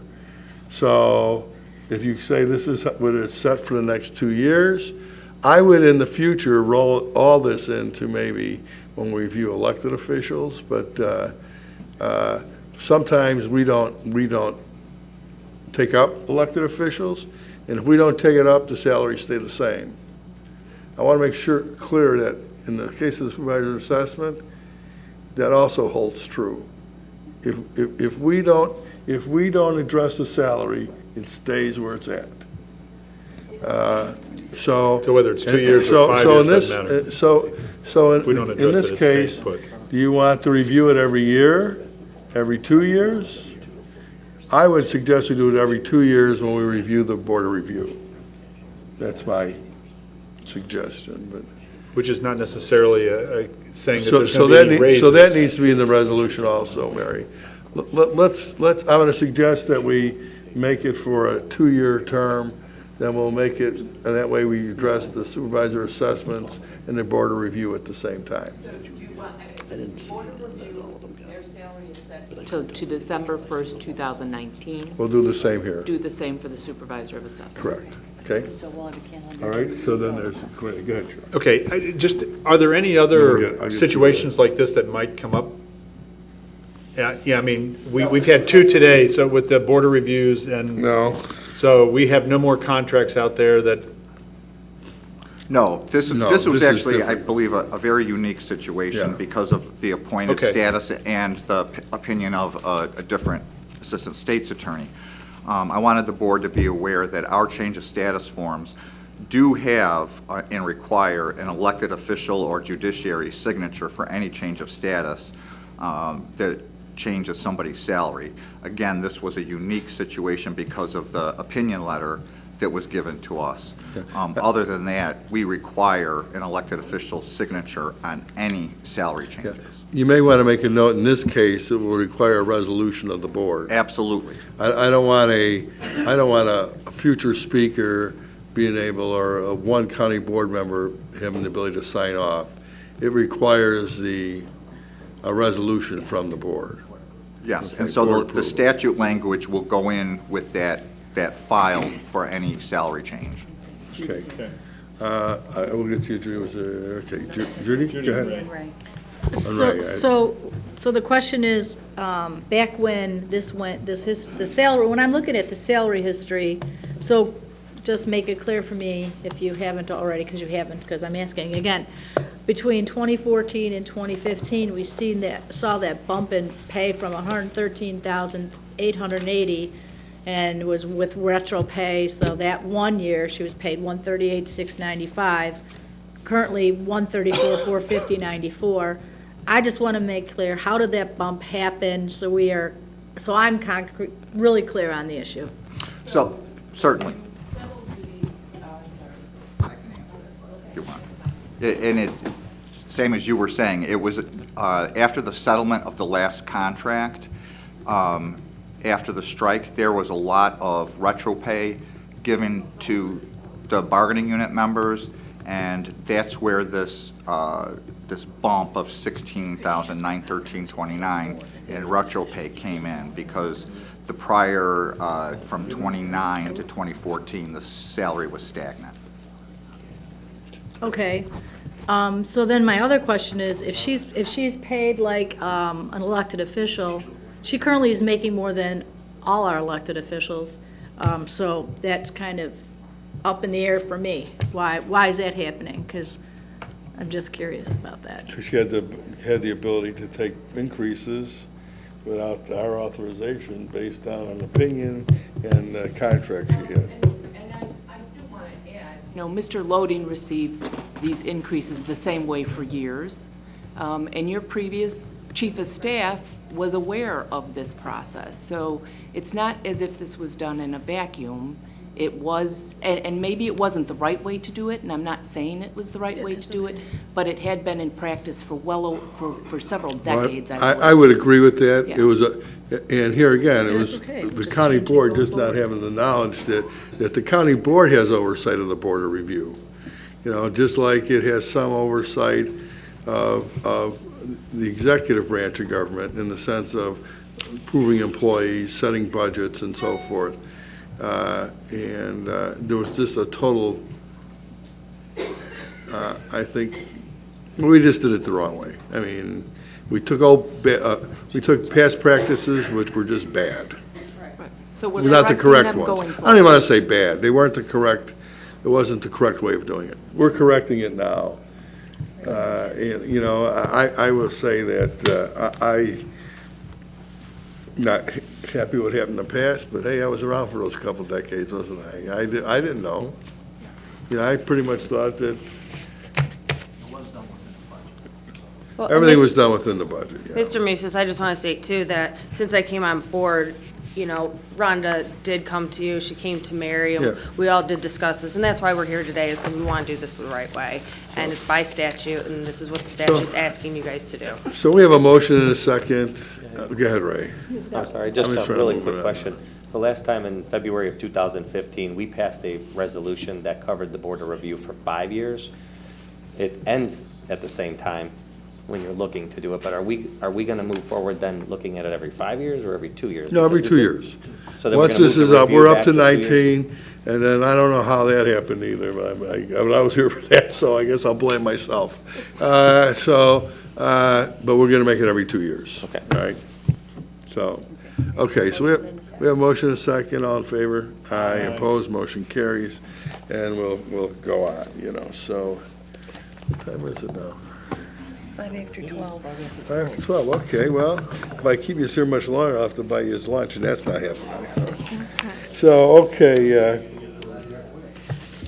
the number 4, I'm going to entertain a motion to remove this from the agenda since at the request of 91 ESTV board. So, got a motion, second, all in favor? Aye, opposed, motion carries. Next, we have awarding a bid for the Fairmont Drainage Project for Will County. Move, second, all in favor? Aye, opposed, motion carries. Authorizing lease agreement for the Pitney Bowes mail management system. Moved, second, all in favor? Aye, opposed, motion carries. Declaring various equipment surplus and authorizing disposal. Moved? Second, all in favor? Aye, opposed, motion carries. Renewing contract for the telecommunications time and materials. Moved? Second, all in favor? Aye, opposed, motion carries. Authorizing contract with Trinon Manufacturing Company, Inc. for incumbent worker training grant. Move, second, all in favor? Aye, opposed, motion carries. Name change? Authorizing. Okay, I can't see it. Authorizing name change of the Jane to Jane Janet. Jane to Janet Court in Wheatland Township, County Board District 1. 11. Move. Have a second? Second. All in favor? Aye. Opposed? Motion carries. Authorizing IGA with City of Aurora for electronic recycling. Move. Second. All in favor? Aye. Opposed? Motion carries. Authorizing an amendment of the joint agreement with Bolingbrook and the CDBG and Home Investment Partnership Grant Programs. Moved. Second. All in favor? Aye. Opposed? Motion carries. Authorizing RTA enhancement mobility of seniors and individuals with disabilities continuation projects grant award agreement. Moved. Second. Have a second? Did somebody second? Second. All in favor? Aye. Opposed? Motion carries. Adoption of successor collective bargaining agreement with the County of Will and ASME Council 31 Local 1026 for executive branch and licensed practical nurses. We did come to an agreement with our bargaining group. Unlike our last negotiations, there was no work stoppage. There was a lot of cooperation on both sides. And I can tell you that I've been involved in many negotiations over the past. This has been, I think, one of the smoothest, most cooperative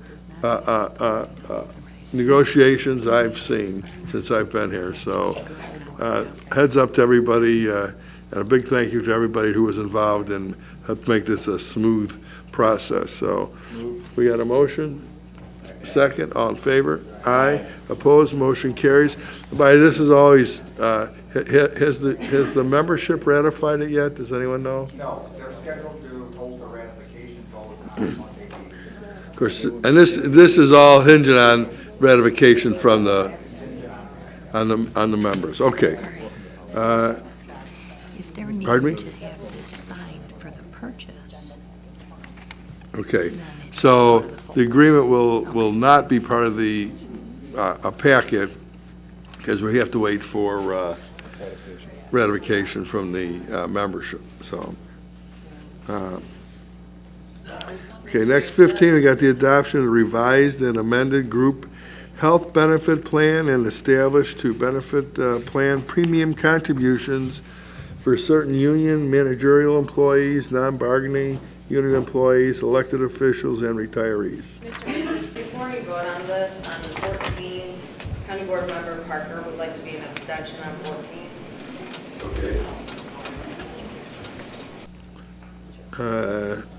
She's not on this committee. She is. Is she on the committee? Okay, so we got that. So 15?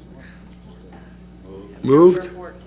I have a second? Go ahead. Second, let's focus now. 16, replacement hires for the county executive's finance department. Motion? Moved. Do I have a second? Second. Second, all in favor? Aye, opposed, motion carries. Replacement hire for the Department of Transportation. Moved. Second, all in favor?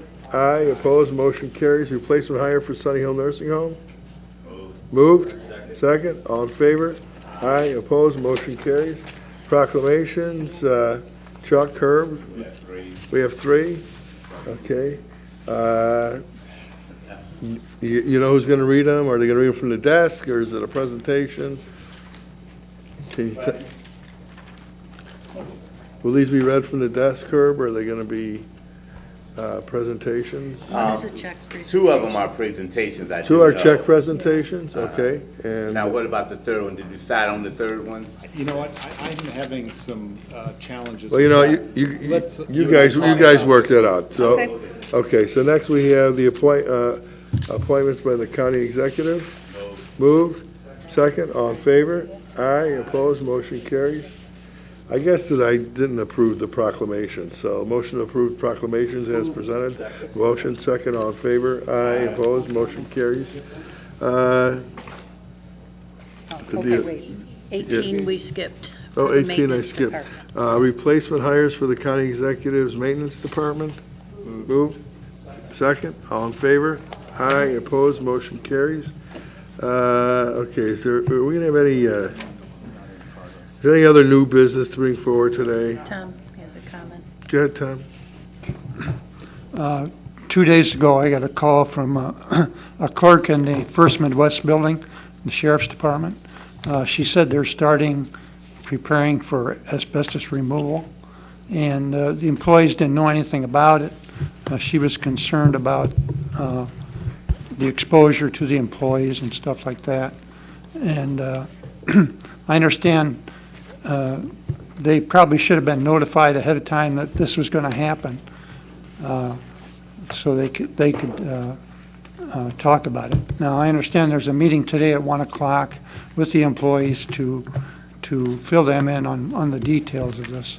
But she brought up, why didn't we wait till the building was unoccupied and then take the asbestos out? But I think, we should look at this closely when we do this type of work. Let me say, and I am aware of this, but let me mention this, this is not the first time we've done asbestos removal while people are within the building, working within the building. We hire the most professional, we follow the best practices when we do this kind of work. In other words, it's sealed off. We will be monitoring air quality in the building to make sure there's no migration.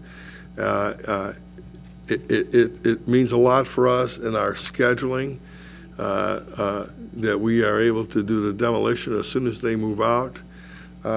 So we will continue best practices. Maybe it was unfortunate that they weren't notified, but we've done this kind of work in numerous buildings while we've had employees in the buildings. We have to make sure that we're applying the best practices. Nick, I guess I'm going to look at you a little bit. I don't see Joel here, but I don't know if you want to comment, since your office has a little bit has oversight of this. Yes, what you've said is absolutely correct. Dave Tack and Joel have been overseeing this. Dave, I know, is out today, but there are containment procedures, best practices. There is monitors. This is being done after hours, and I don't think this is a secret. I mean, we've been talking about it at county meetings. That doesn't mean the line staff, but the supervisors and those who attend these meetings are aware that we were doing this because we have talked about this at committees. But every safety precaution that's necessary is being taken, and the monitors are there to make sure that those safety procedures aren't compromise. So, and it is, as you said, it's to keep us on schedule. If, it would be great if there wasn't anybody in the building, but this is to keep the schedule going. It's on floors where we don't have employees. It's in the basement and in the fourth floor. The floors where we have employees, we're waiting until they exit the building. So we're not, there's separation because we're not on the same floors. I might add that I believe that we approved a number of contracts for the abatement that came through this board. I mean, this was not something that was not known. It was very public, and we approved it. And certainly, our employees absolutely come first. We would not do anything to jeopardize their health and the work environment. And that's why we've used best practices. And now, my understanding is we're now going to also add some additional air monitoring or environmental monitoring to make sure there's no migration. They may be some additional, but there were always plans to have monitors in there because that's, like you said, we're using the firms that are the best, best firms in the business. So I think that certainly, hopefully, when they meet with the employees, they will feel at ease. State's attorney worked with the office, worked with this stuff forever. I don't know that was airborne, but it was certainly in So anyways, we're absolutely using best practices. Any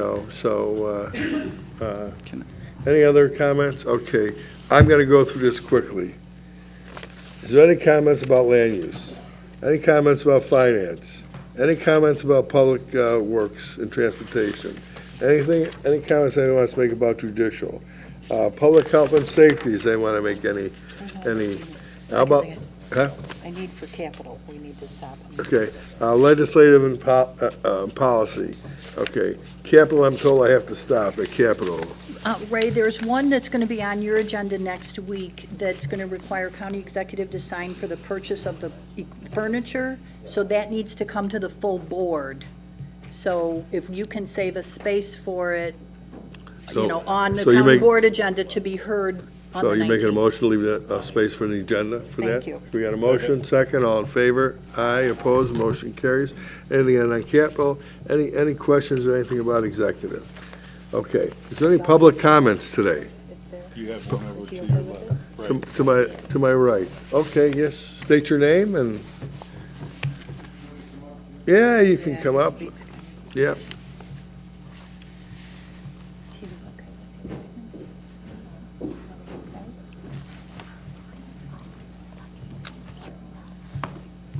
Remove the players before there was nothing controversial. Good afternoon. My name is Dale Hoekstra, Director of Operations with Waste Management. Mr. Speaker and members of the board, it's a pleasure to be able to take this opportunity. I know everybody's hungry, so I'll try to make it brief.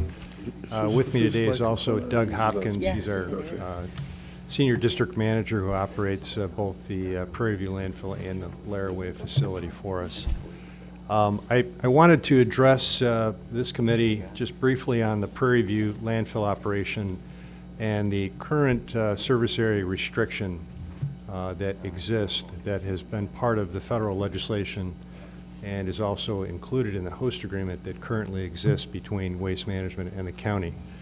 As you know, there were two restrictions that were placed on the facility federally by Congressman Jerry Weller quite some time ago.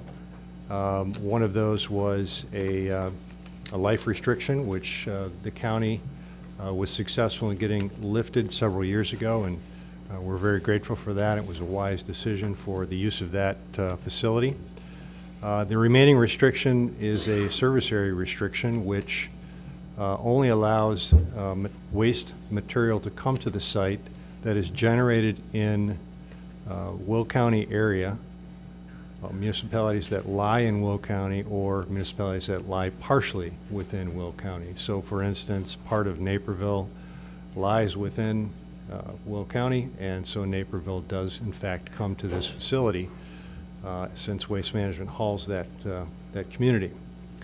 Other examples would be Orland Park, and there's many others that I could mention. But the importance of this is, I think the county needs to recognize the revenue stream that's being generated by this facility for the county. It's significant. Since 2004 to date, the facility has brought over $47 million into the county's revenue stream. As we have begun to see businesses, our business change, and more and more competitors are entering the marketplace. And there's an example I'll give you is Waste Connections is a major waste hauler in the country, has recently entered the Illinois market, the Chicagoland market, and pushing forward into the suburbs.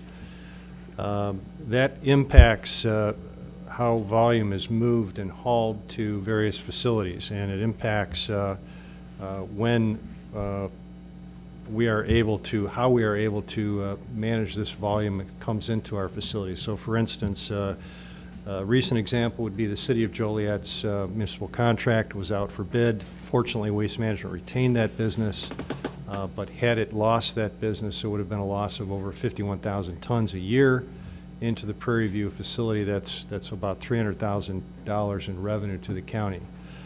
That could not have been replaced. It's not easy for the company to go out and find additional volume to replace that revenue with the current restriction we have in place on the facility. So as those opportunities continue to come up, or those situations continue to come up, and these competitors enter in the business, they like to take their volume to their own facilities. That's how it works. Allied Waste Republic takes their volume to their own landfills, Waste Management to their own landfills, and Waste Connections to theirs. So what I'm encouraging the county to do is to look at this restriction. It's been in place since the inception of the landfill.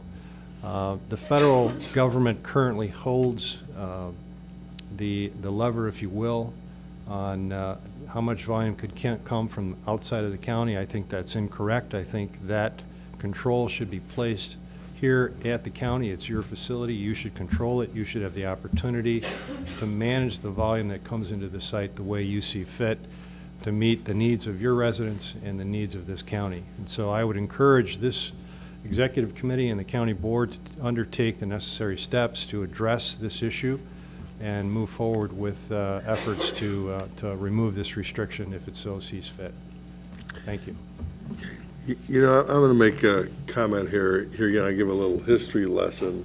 You know, the original contract that we negotiated with Waste Management which we negotiated and was accepted by both parties prior to Congressman Weller then putting a restriction on the facility, was that we were always going to control our volume.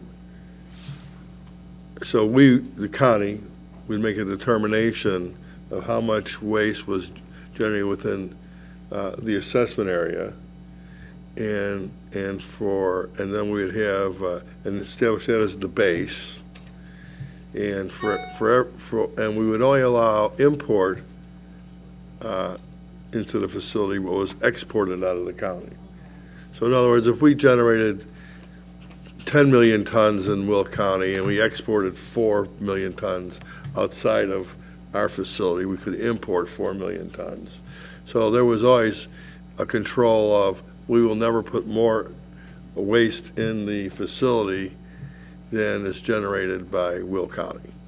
I mean, that was the original, and that would give us a long life on the facility and would keep it economically viable, because that is a component of this, is that we have to have a facility that's economically viable. And hopefully, you know, what I mean by that is a contributor to the revenue stream of the county.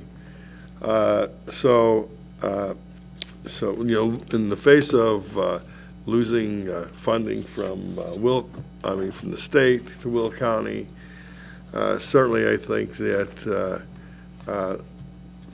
Prairie View takes on a different perspective for me than it once did. It was never about a revenue generator initially. It was basically, at that time, the state and the federal government was going to say every county needs to come up with their own solid waste plan and solution. We did it, most counties did not have their own, but it was to have every county have its own solution. I would suggest this, is that I do think personally we should ask for the restriction to be lifted. And of course, as Congressman Weller did many years ago, I hear the same rhetoric today. And then it's, you want to bring in Chicago garbage, you know. And that's how they scare the feds from backing off, I guess. I don't know. I didn't realize it was that big of an anti-Chicago. But understand, it's restricted. Chances of us taking in, you know, I don't think there's much of a chance of us taking Chicago garbage. It may be done outside of a regional area. I mean, there's plenty of suburban areas around us that and I don't think it would be that great, actually. This really, what we're really trying to do here is not to have things fall below a level where it's just not economically feasible to run it at the facility, and that could happen. So you know, the hauler industry, I mean, I tell you, they're strange birds in the sense of how you treat each other. I mean, it's I've never seen such a competitive, you know, it's like, you know, they'll spend $10 more to go down the road than use a competitor, you know. I mean, when really the Will County owns the facility, and Waste Management is our partner, operating partner. So, but because they're an operating partner, there's other haulers that will bypass Will County's facility. So, I think we should pursue this. I would ask, Dean Olson's not in here, is he? By chance? Okay. Yeah, I think first we start with the solid waste plan, which you're going to see shortly. I mean, it'll be updated as we're required to. And maybe start to establish what those will be. I'll get to you, Nick. And then perhaps then we'd have to go through a legislative process. Suzanne, we'd probably put that over to your committee along with the executive committee handling the solid waste end also. So that keeps pretty much a good part of the county board in the loop, along with the executive's office. But do you want to say something, Nick? I was just going to add to your history lesson because, you know, as some board members know, we did get that other piece stripped away. Right. And the geographic restriction, we're the only landfill in the country that has that restriction for whatever reason. But it was put on a defense bill, so you have to run it through a defense bill to get it to come off. But we did have that on as part of our package we requested when we got the other restriction, the time restriction. And at that time, just as it was going through that process, they said now is not a good time to do the geographic distribution or restrictions, excuse me. But we have a lot of that work. But I mean, we just need to update it. And obviously, you're right, it has to be part of the solid waste plan. But we could work back through our federal agenda and include, if we chose to include that in the future. Well, I think we should put it back on, Suzanne. I think it's something that this county is going to have to address. Right. Now, let me also say this, and I never thought I would say this. If you asked me I would be making this statement 20 years ago, I'd say absolutely not. But in light of slow revenue growth and so forth, look, this now becomes a more focused or important revenue stream. Even to the point I would say that, and it's just not our facility. I don't know, Dale, if you have this number to hand, but we also have Laraway, which is exclusively owned by Waste Management, and our revenue from there has been pretty significant. I know that varies a little bit more because it's a special facility. And that facility has no restriction on where it comes from. That facility has no restriction. We're already taking out of county waste there, so.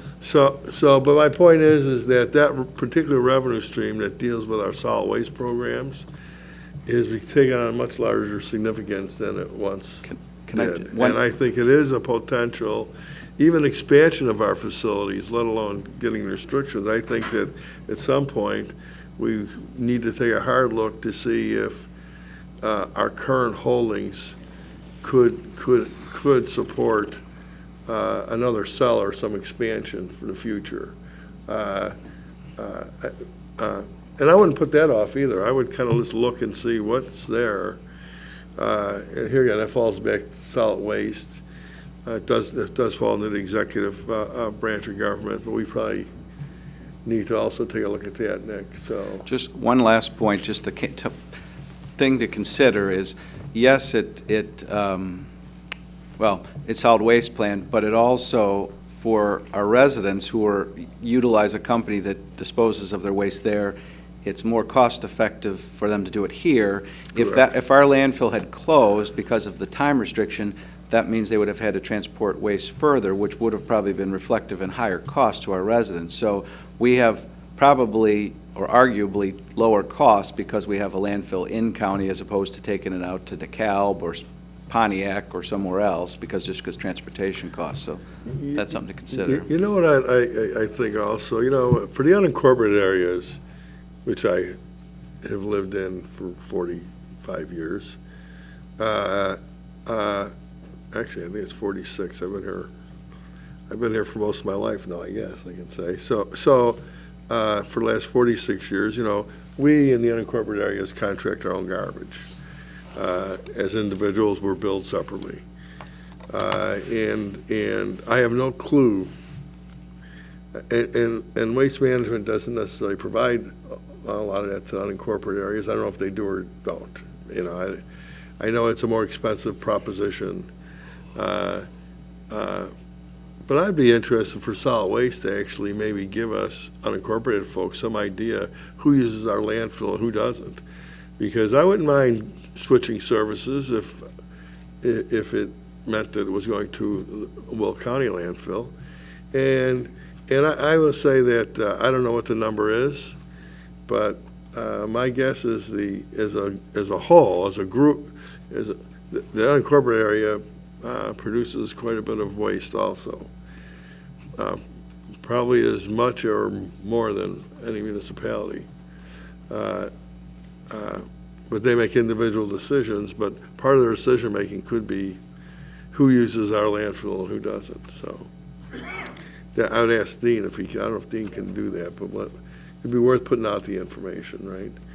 And I would also put that information out even to the commercial haulers, which are all separate. I think that's how to put some pressure on, maybe on the commercial side, is to say, well, do you want to use our landfill? Do you want to be a good, and so even on the commercial side, businesses may make that as part of their decision if we make it available to them. So it's a little pressure on folks maybe.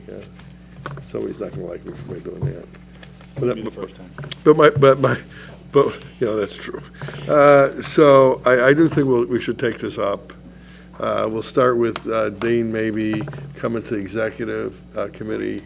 I think he's planning on coming in October. Yeah, he's going to come October anyway. But maybe talking about the landfill and the amount of waste that's produced and what it could mean with the import-export kind of concept that we originally agreed upon. Okay. We need no action. We'll just bring some stuff to committee. So is there anything else anybody needs to bring up? Yeah, we are missing one appointment for the Board of Health, Dr. Lipinski. Okay, Nick, you want to add that? It was submitted after the original deadline, but I apologize, I didn't see that it wasn't attached to the agenda, but this is something that... Somebody make a motion. Judy, you want to make a motion to put that on? Okay. Motion second, all in favor? Aye, opposed, motion carries. And we've been working on that appointment for some time, so that's why we need to bring it forward. And the appointment is a doctor who is a local working doctor, and he's out of St. Joe's. He lives outside the county, but he's a very high-level physician at St. Joe's Hospital here in Joliet. And I think it's been a while since we've had a physician from St. Joe's on the board, hasn't it? So I'm glad to see we're getting someone from St. Joe's. I think it's a great appointment. So, okay, so you had a motion and a second. Anything else? Is there any need for executive session today? No? Just say no. Then I'll entertain there is no update on any of the state's attorney's opinions, and so I'll entertain a motion to approve the agenda as amended. Motion, second, all in favor? Aye, opposed? Next, I'll entertain a motion for adjournment. Move. Second, all in favor? Aye. Five, nice job. Okay. Only 2.5 hours. Not so bad, not so bad.